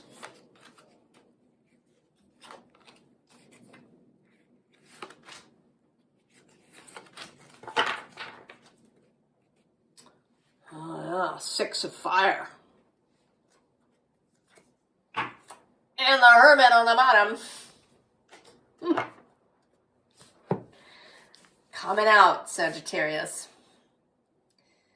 Out of the Hermit mode. Queen of Fire. The Eight of Water. The Five of Air. And the Seven of Earth. So yeah, whatever, I don't know, whatever you've been planning, whatever you've been working on quietly to yourself, you are now ready. Or you will be. It may be, as we enter Sagittarius season. The Sagittarius new moon is in mid-December. But there's the Gemini full moon.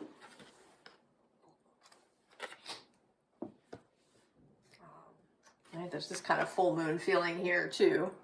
Oh, we also have the Six of Earth showing up below that. All right, all the pieces coming together. And then you're kind of ready to go. You've got your ticket. You've got all your stuff. You're just waiting for the ship to arrive. It's going to, it is.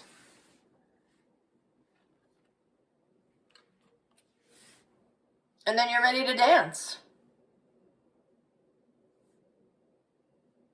It's like this updraft of air.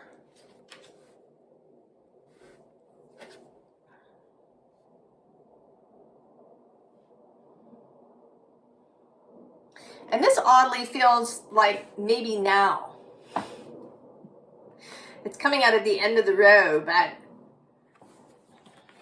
right, that you're here, you're being spoken to by the birds or by the fairies.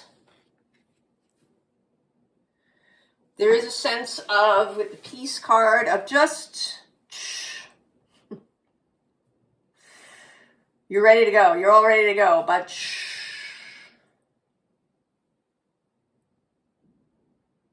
don't move too precipitously. Right? Wait for the ship to arrive. Don't try wading out into the water to meet the ship. It's going to come to you.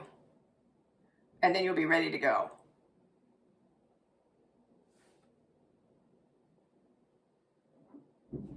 Right? This bloom will happen. This revelation to the world will occur. Don't rush it.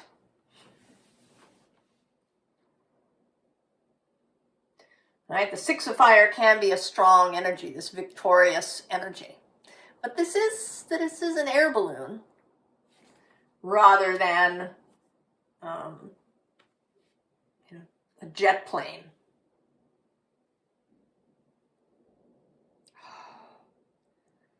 I have this urge to pull another card out of the deck.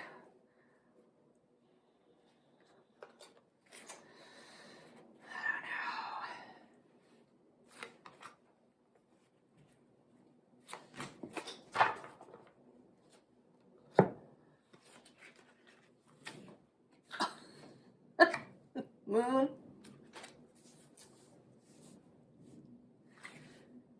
And the Three of Fire. So I want to say that that it may indeed be, I mean, it could be this moon. It may be the Gemini moon. Or it could be the new moon in Sag, which is, I don't think it's on the 18th of December. I think it's on the 17th. But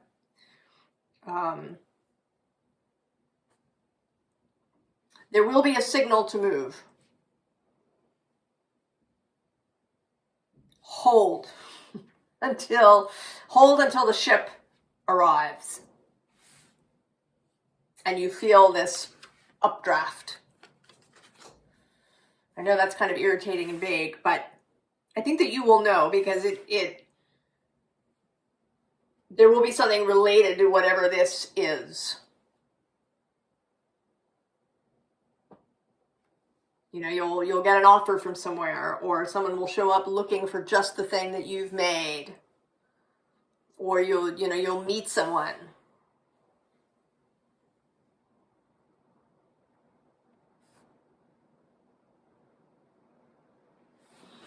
Sagittarius.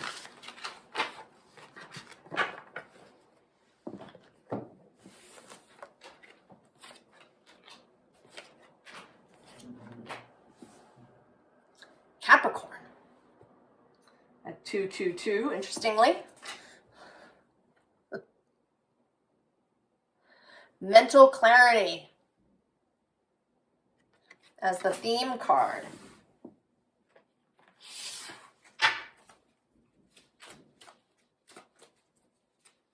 Capricorn.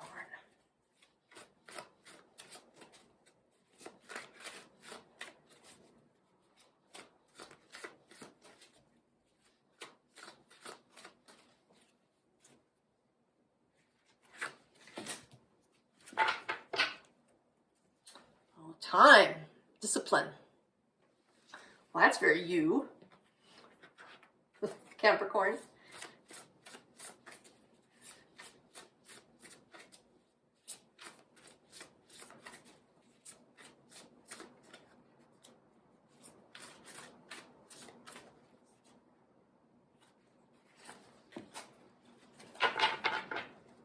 Oh, there you are, the devil.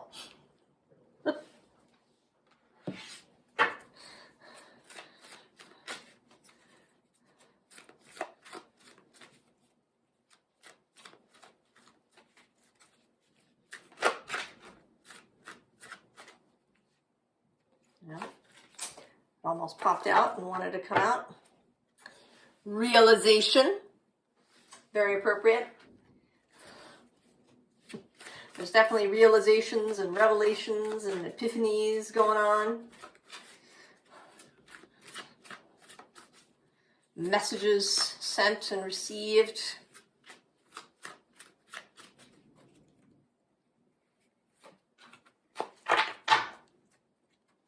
Oh, floating world.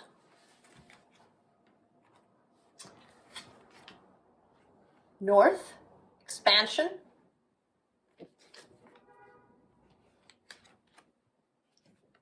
Stepmother.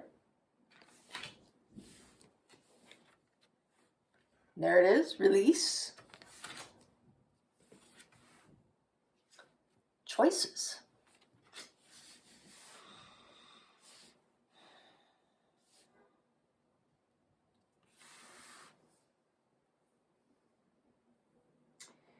Capricorn, if you've been holding yourself back for any reason, If you've been resisting something, I mean, right behind this card, we have this inner core solidity card. Who's below the devil? Oh, the box.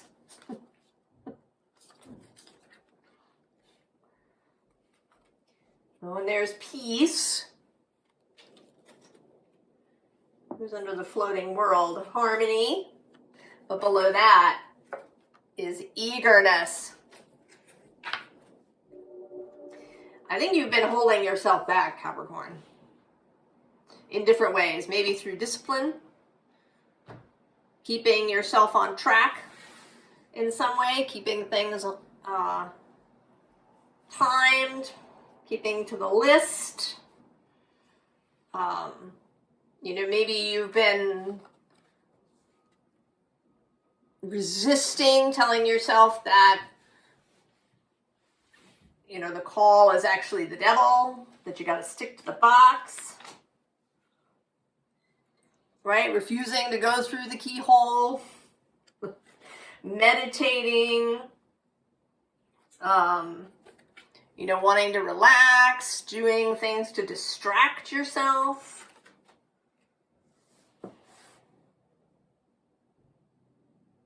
I think you think this thing is a problem, right? That it's like the stepmother, that it's wicked.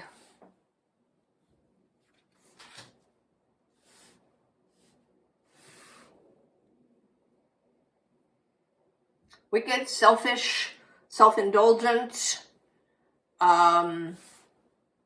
chaotic, over-emotional, too big, right? You're a little person here.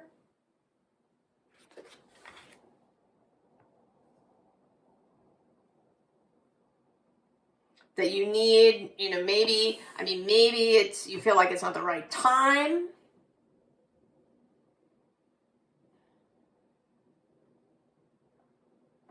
Right? You're really focusing on this flower when it's a different one that you want, but you're kind of forcing yourself to choose that one.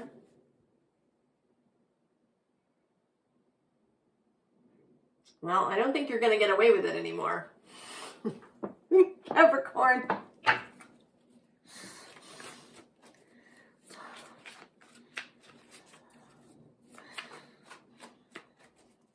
It really feels like you're just, like you're holding it together. Because you feel like you have to, that if you allow this thing, if you get into this thing, if you choose this thing, that it's just going to blow everything apart in some way.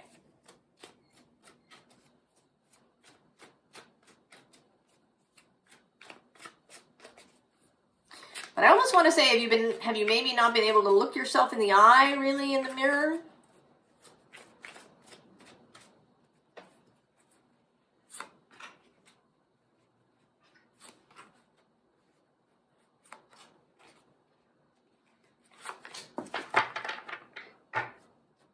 Oh yeah, the moon, right? Lunacy.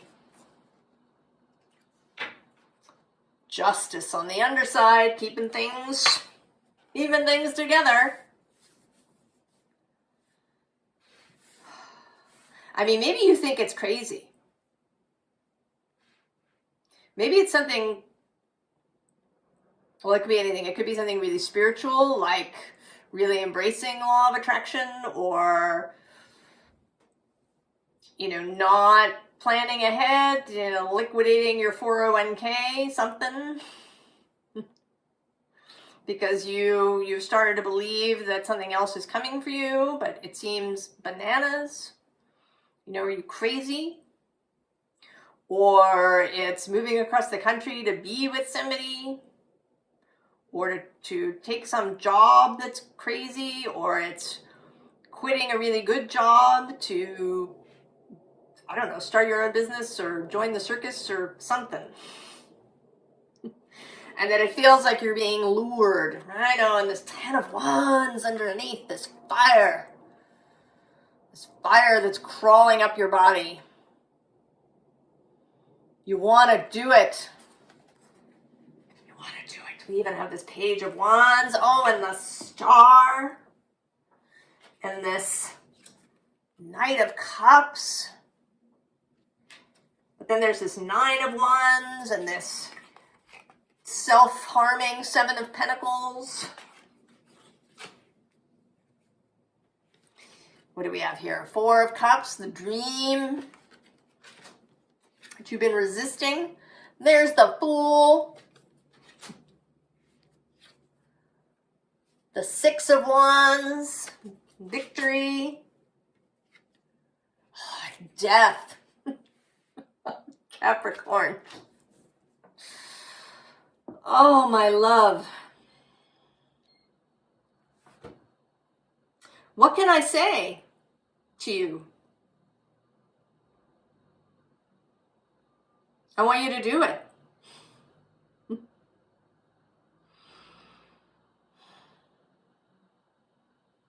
It's crazy. It's mad. But not as mad as you think. Right? She's the Six of Wands, and she's very together. She's not, rushing about madly in some way. She can look you right in the eye. And maybe she's been looking back at you in the mirror.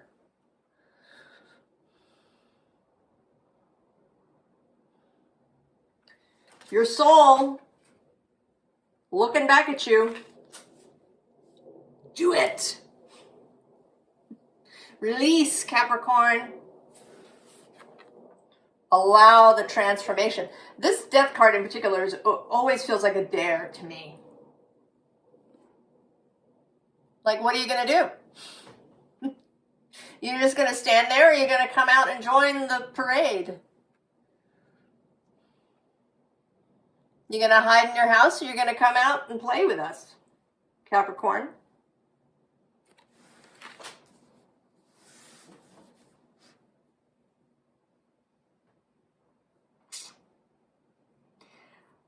There's really nothing else to say, Capricorn. You've got this thing. I don't know what it is.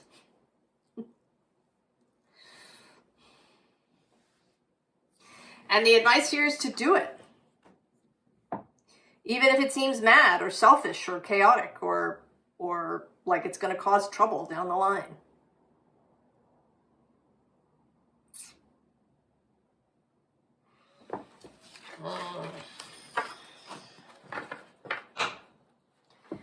We are headed for Capricorn season. The full moon in Cancer comes first on January 4th, I think it is. 3rd or 4th.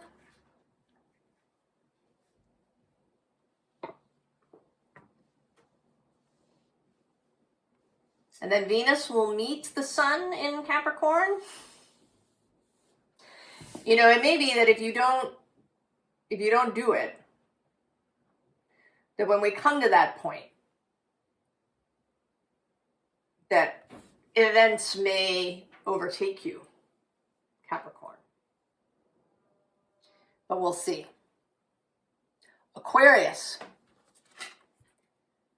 This is our theme, mental clarity.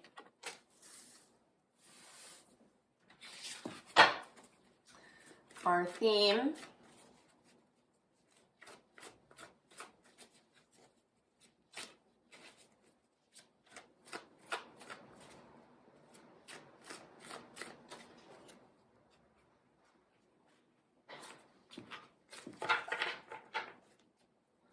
Oh, magic. That's fun. You, like Leo, are experiencing this moon square your sign.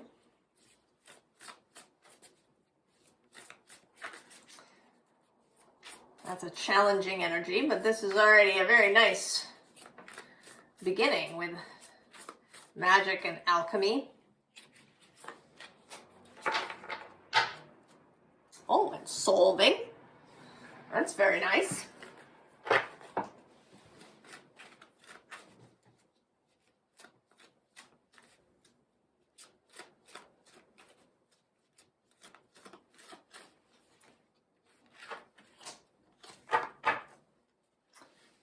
the masculine, lunar god.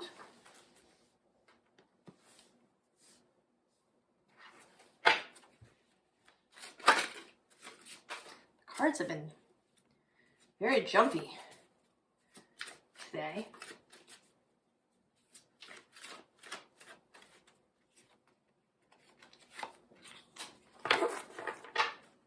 Oh, and there's eagerness. I love that card. Air, motion, marrying, boundaries, and the deep dive, Aquarius. Well,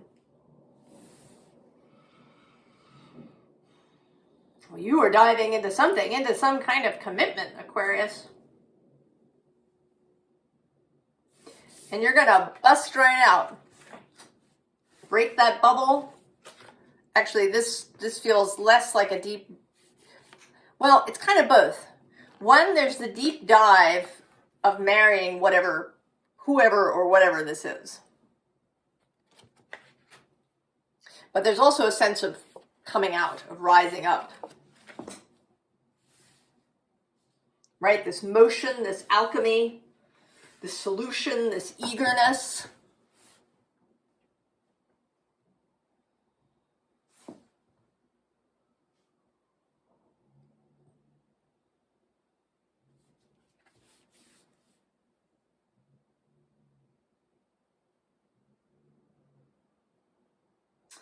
That's sort of interesting.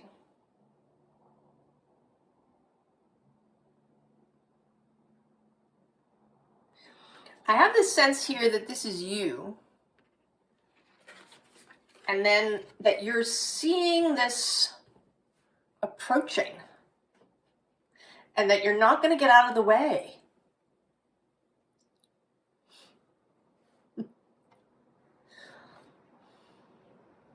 That you're going to let this stampede overtake you or blow through you. That you're gonna, right, you're breaking these boundaries. You are allowing whatever this is to come through you in a way maybe that you never have before. This alchemical feeling.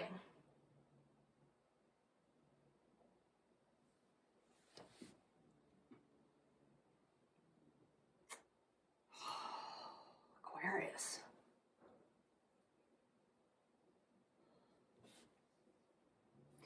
You know that you're prepared. Oh, and right behind him is the new moon with beginnings.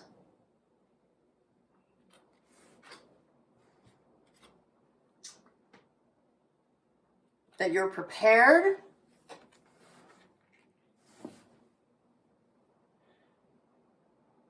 And I'm thinking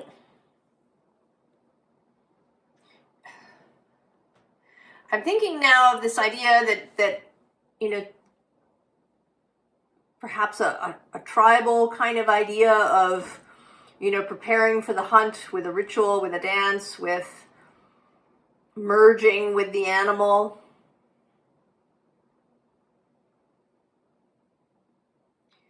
This merging. And I don't quite know who this second person is. I don't know, you know, she's looking down. She's not seeing. It could be that this is your soul and this is your physical body, right? Your human focused self.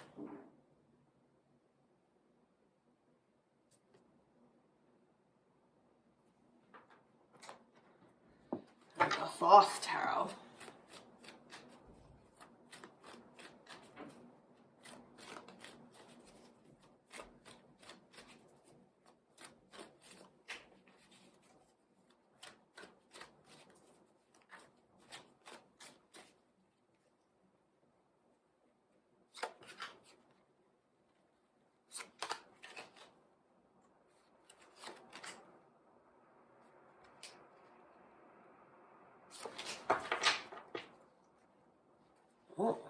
Nine of Discs, gain.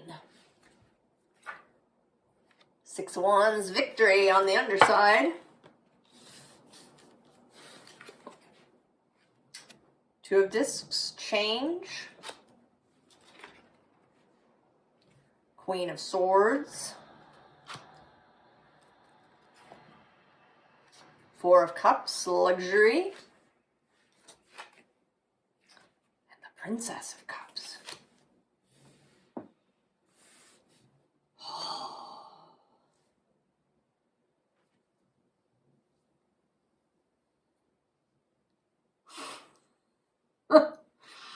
Well, whatever it is that's coming in, this air, this motion, this stampede, I don't know, it's pretty good, right? We have gain, we have luxury, we have this Princess of Cups with her oyster shell filled with pearls. What's under gain? Oh, there's the Lovers.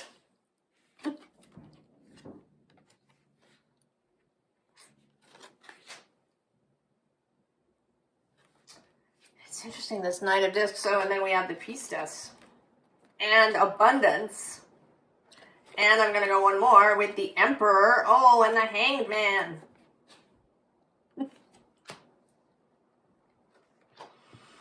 I think that whatever this is, you've been waiting. You've been patient. There's been some process.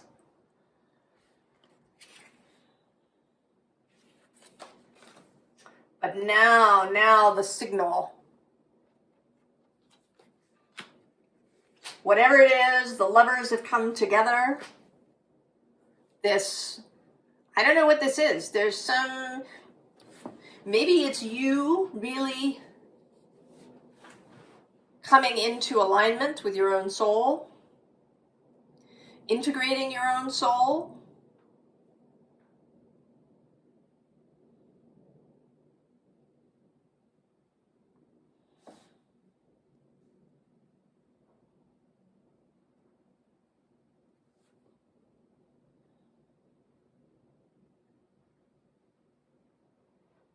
Perhaps.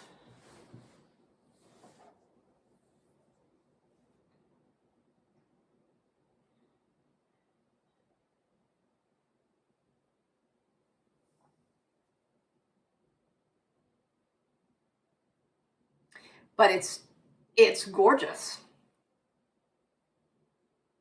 And you are in command. You are clear. The change is happening and you are clear. Aquarius.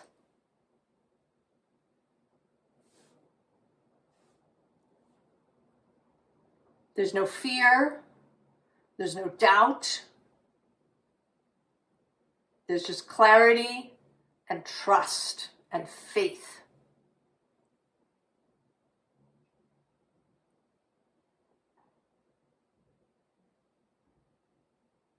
Well, I don't know. I kind of want to sit here in your energy, Aquarius, but I don't really have anything else to say.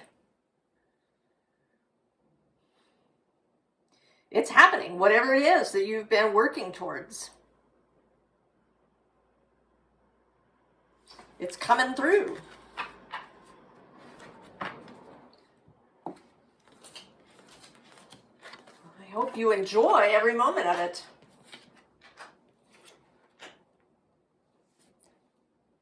Pisces. Our theme, mental clarity.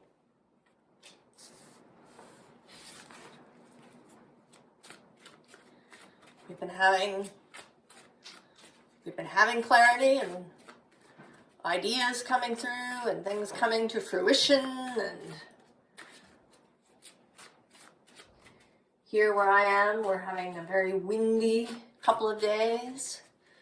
The sense of energy moving through, right? Like airing a house out.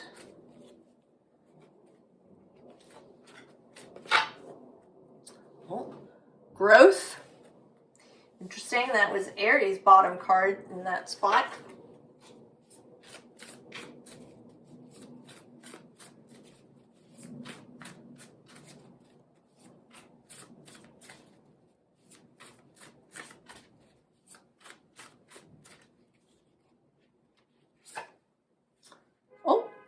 I didn't mean to show this to you, but maybe I did. Thread. The spinning card came out a couple of times. Oh, and there it is on the bottom.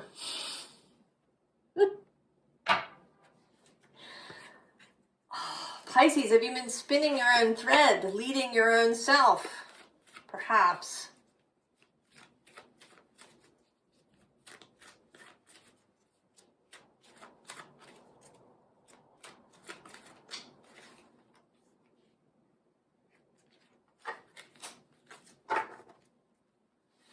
Growth. This has come out several times as well in different places.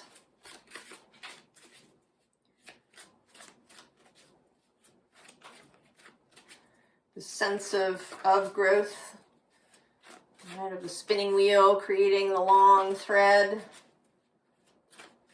the growth, expansion.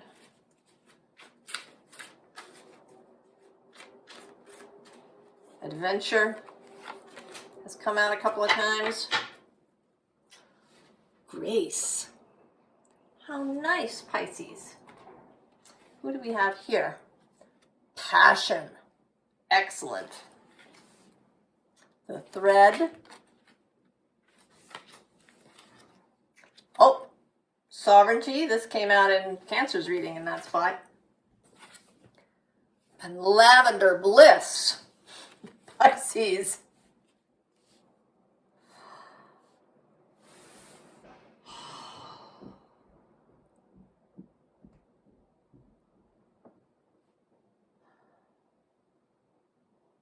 Well, this certainly seems to be following your bliss, Pisces. And following a bliss that I think that you spun for yourself. You may not have known it or realized it. That the thread that you've been following up until this point was your own. And I'm seeing now, noticing that this is 14 and 41.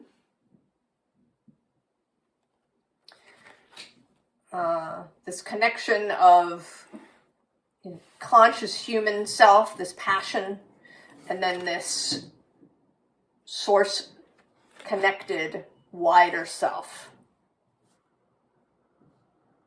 who has been sovereign, who has known about this thread.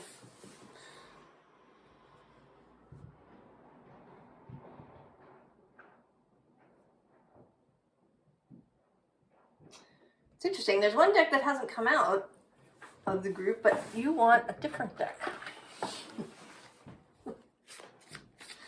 Maybe you changed your mind, Pisces. Or maybe that deck will come out when I do the collective.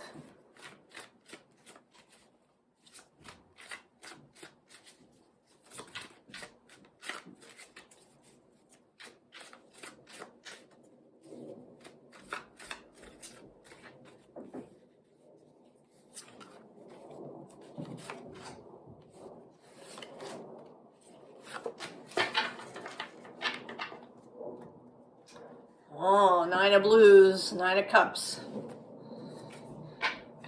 And the page of roots underneath. That apprenticeship energy has come out several times too. The Eon, Little Richard. The 5 of blues. Queen of roots. And harmony. Oh, yeah.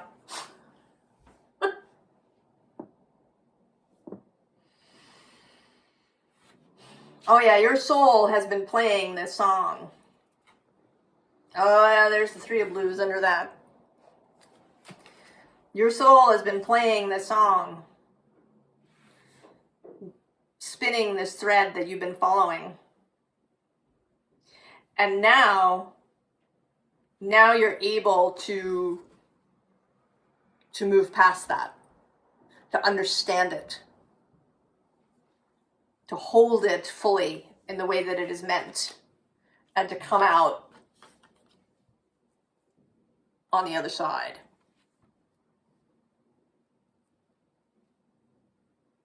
with a feeling of ease and joy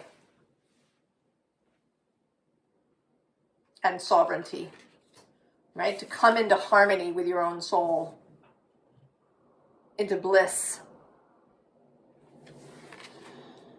Pisces.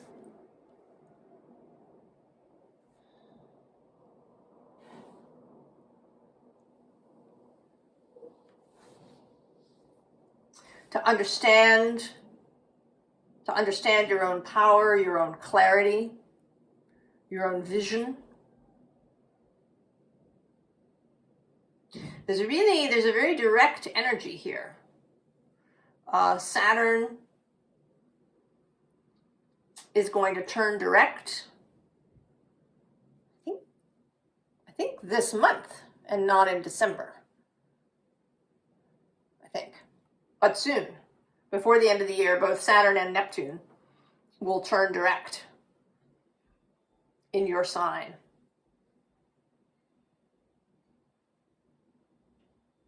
And here they are. Neptune is very trine this new moon that's happening. But Saturn is as well, and he is trine Jupiter. The vision, the philosophy, the way of moving forward, seen with clarity. Really seen. I mean, this passion is the soul. Seeing your soul, perhaps for the first time. We had in a different reading, there was this imagery of seeing the soul in the mirror. And maybe you're doing that, seeing your soul really when you look at yourself in the eye, in the mirror. Knowing that you are in harmony. Really coming into alignment and into integration. Right? Seeing that you can turn away from that and towards this Two of Cups.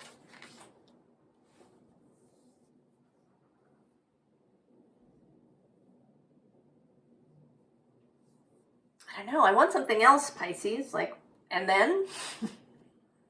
Can I get an and then? Just because?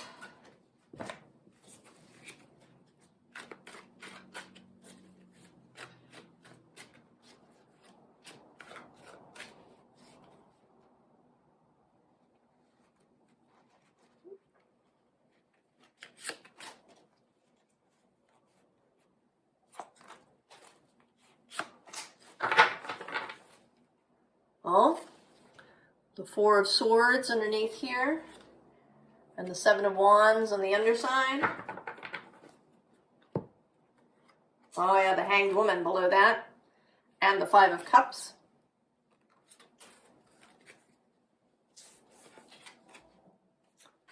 The Moon. The Watchers that I associate with the Fellowship and our wider selves, and then the Knight of Swords. So we don't get an and then, Pisces. And I suppose that makes sense. You're going to discover it. But there's this clarity of communication between you and your wider self. Clearer than you have ever been before. Clearer than you have ever been before, Pisces.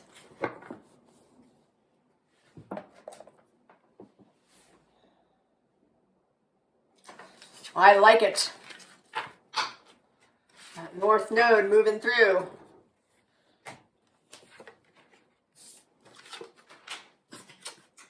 All right. Collective. Everybody. If you didn't watch the intro, maybe you're here at the collective first. Mental clarity for all of us, which is exciting. Getting out of the fog.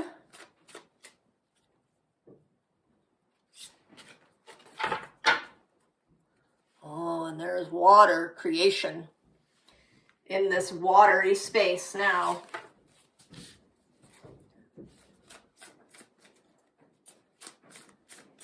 A space of creation, of immersion, of clearing and clarifying. Oh, the box.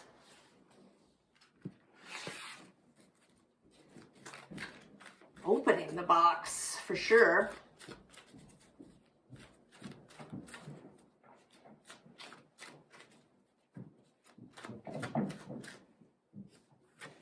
Nope, and I've looked again, it's discernment.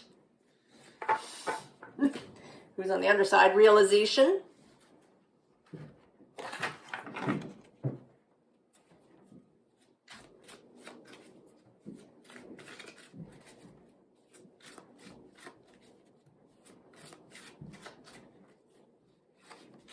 Underside again. Oh, grace. That came out in Scorpio's reading, I think. I think it was Scorpio. Oh, the rock. Endurance. Apprenticeship. Discernment. Lavender bliss. This was Pisces. Well, we've had bits of everything. This is Aries. Aries to Pisces.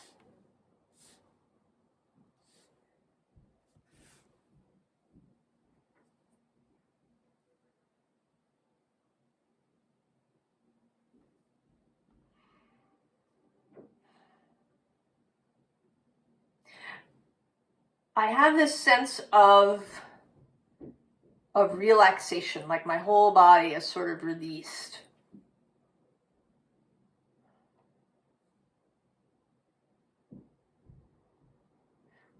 That if we had any fear about opening the box, that we don't have it anymore. If there was any fear about going through the keyhole or of facing something, we don't have it anymore. Right? This feeling of grace, of lightness, of receiving grace.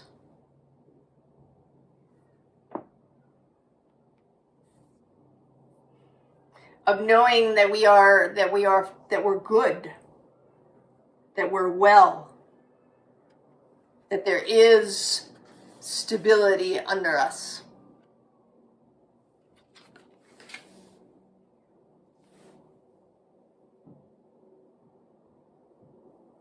That we can move forward and leave the past. I'm kind of seeing this, with an apprenticeship, you often would leave home. And you'd go and live with the craftsman, with the person you were having the apprenticeship with. It was, an immersion in that.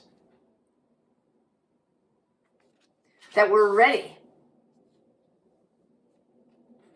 That we don't fear cloudedness. We don't fear relaxing. I'm going to let your guard down. We don't fear that. Or we won't.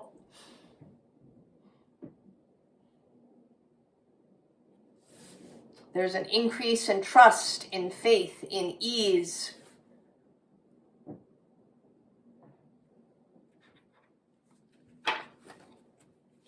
This is the Ancestral Path Tarot. And there's something about that.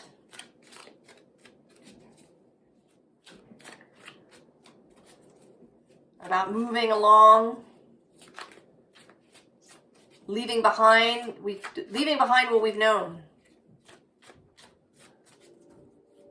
And that we really do need to leave it behind and stop recalling it. Stop referencing it. Stop. It may be comforting to think about those things that have already happened and that therefore are certain, or at least appear to be certain. But it's not doing us any favors.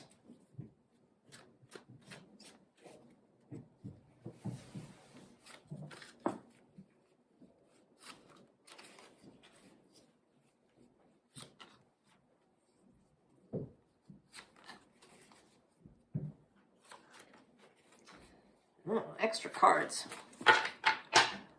Oh, Prince of Cups. And the World on the bottom. Right. Ace of Wands, Ace of Staves. The King of Cups, Scorpio himself. Prince of Swords, Mercury. The Tower. But the Four of Staves, that's stability. And the Sun. Oh my goodness. Well, that couldn't be any clearer, could it?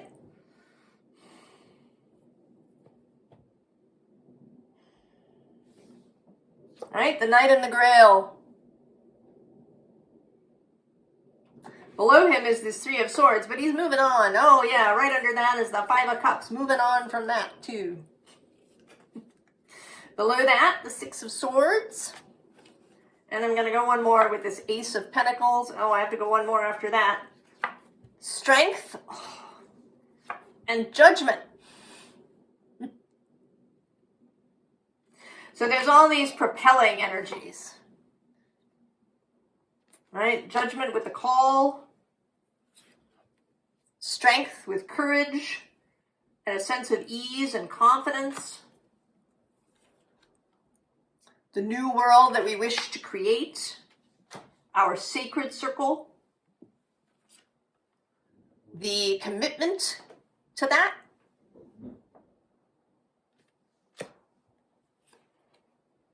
Walking away from the spilled cups. Leaving the past behind. And moving forward with our grail held out as our guide. Ace of Wands. King of Cups here. Right, there's a kind of transfer that happens here, a growth.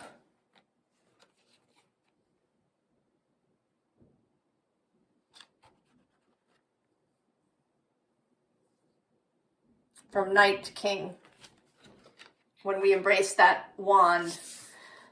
And then there's Mercury, and I think also Uranus, moving through, with the Tower. But on the other side is this Four of Wands. And the Sun and clarity.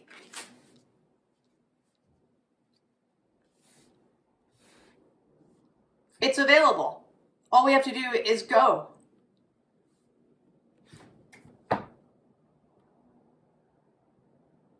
Just go. I don't think there's anything else that can be said about that. I don't think there's a trick to it or a technique or any of these things. I think it's choosing over and over and over again until it becomes solid. It's that it is the endurance. It's choosing again and again and again. And then it becomes full and real and complete in our mind. And the moving forward gets easier. But enjoy every moment of it. Lavender bliss. Accepting grace. Enjoying the immersion. Looking forward to opening the box. Looking forward to all of it. Looking forward. Having a positive sense of anticipation. of lavender bliss.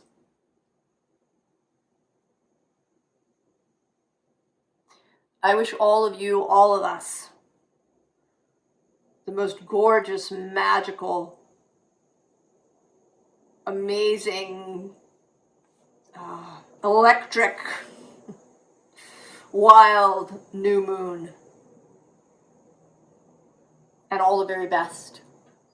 And I will see you next time. So long.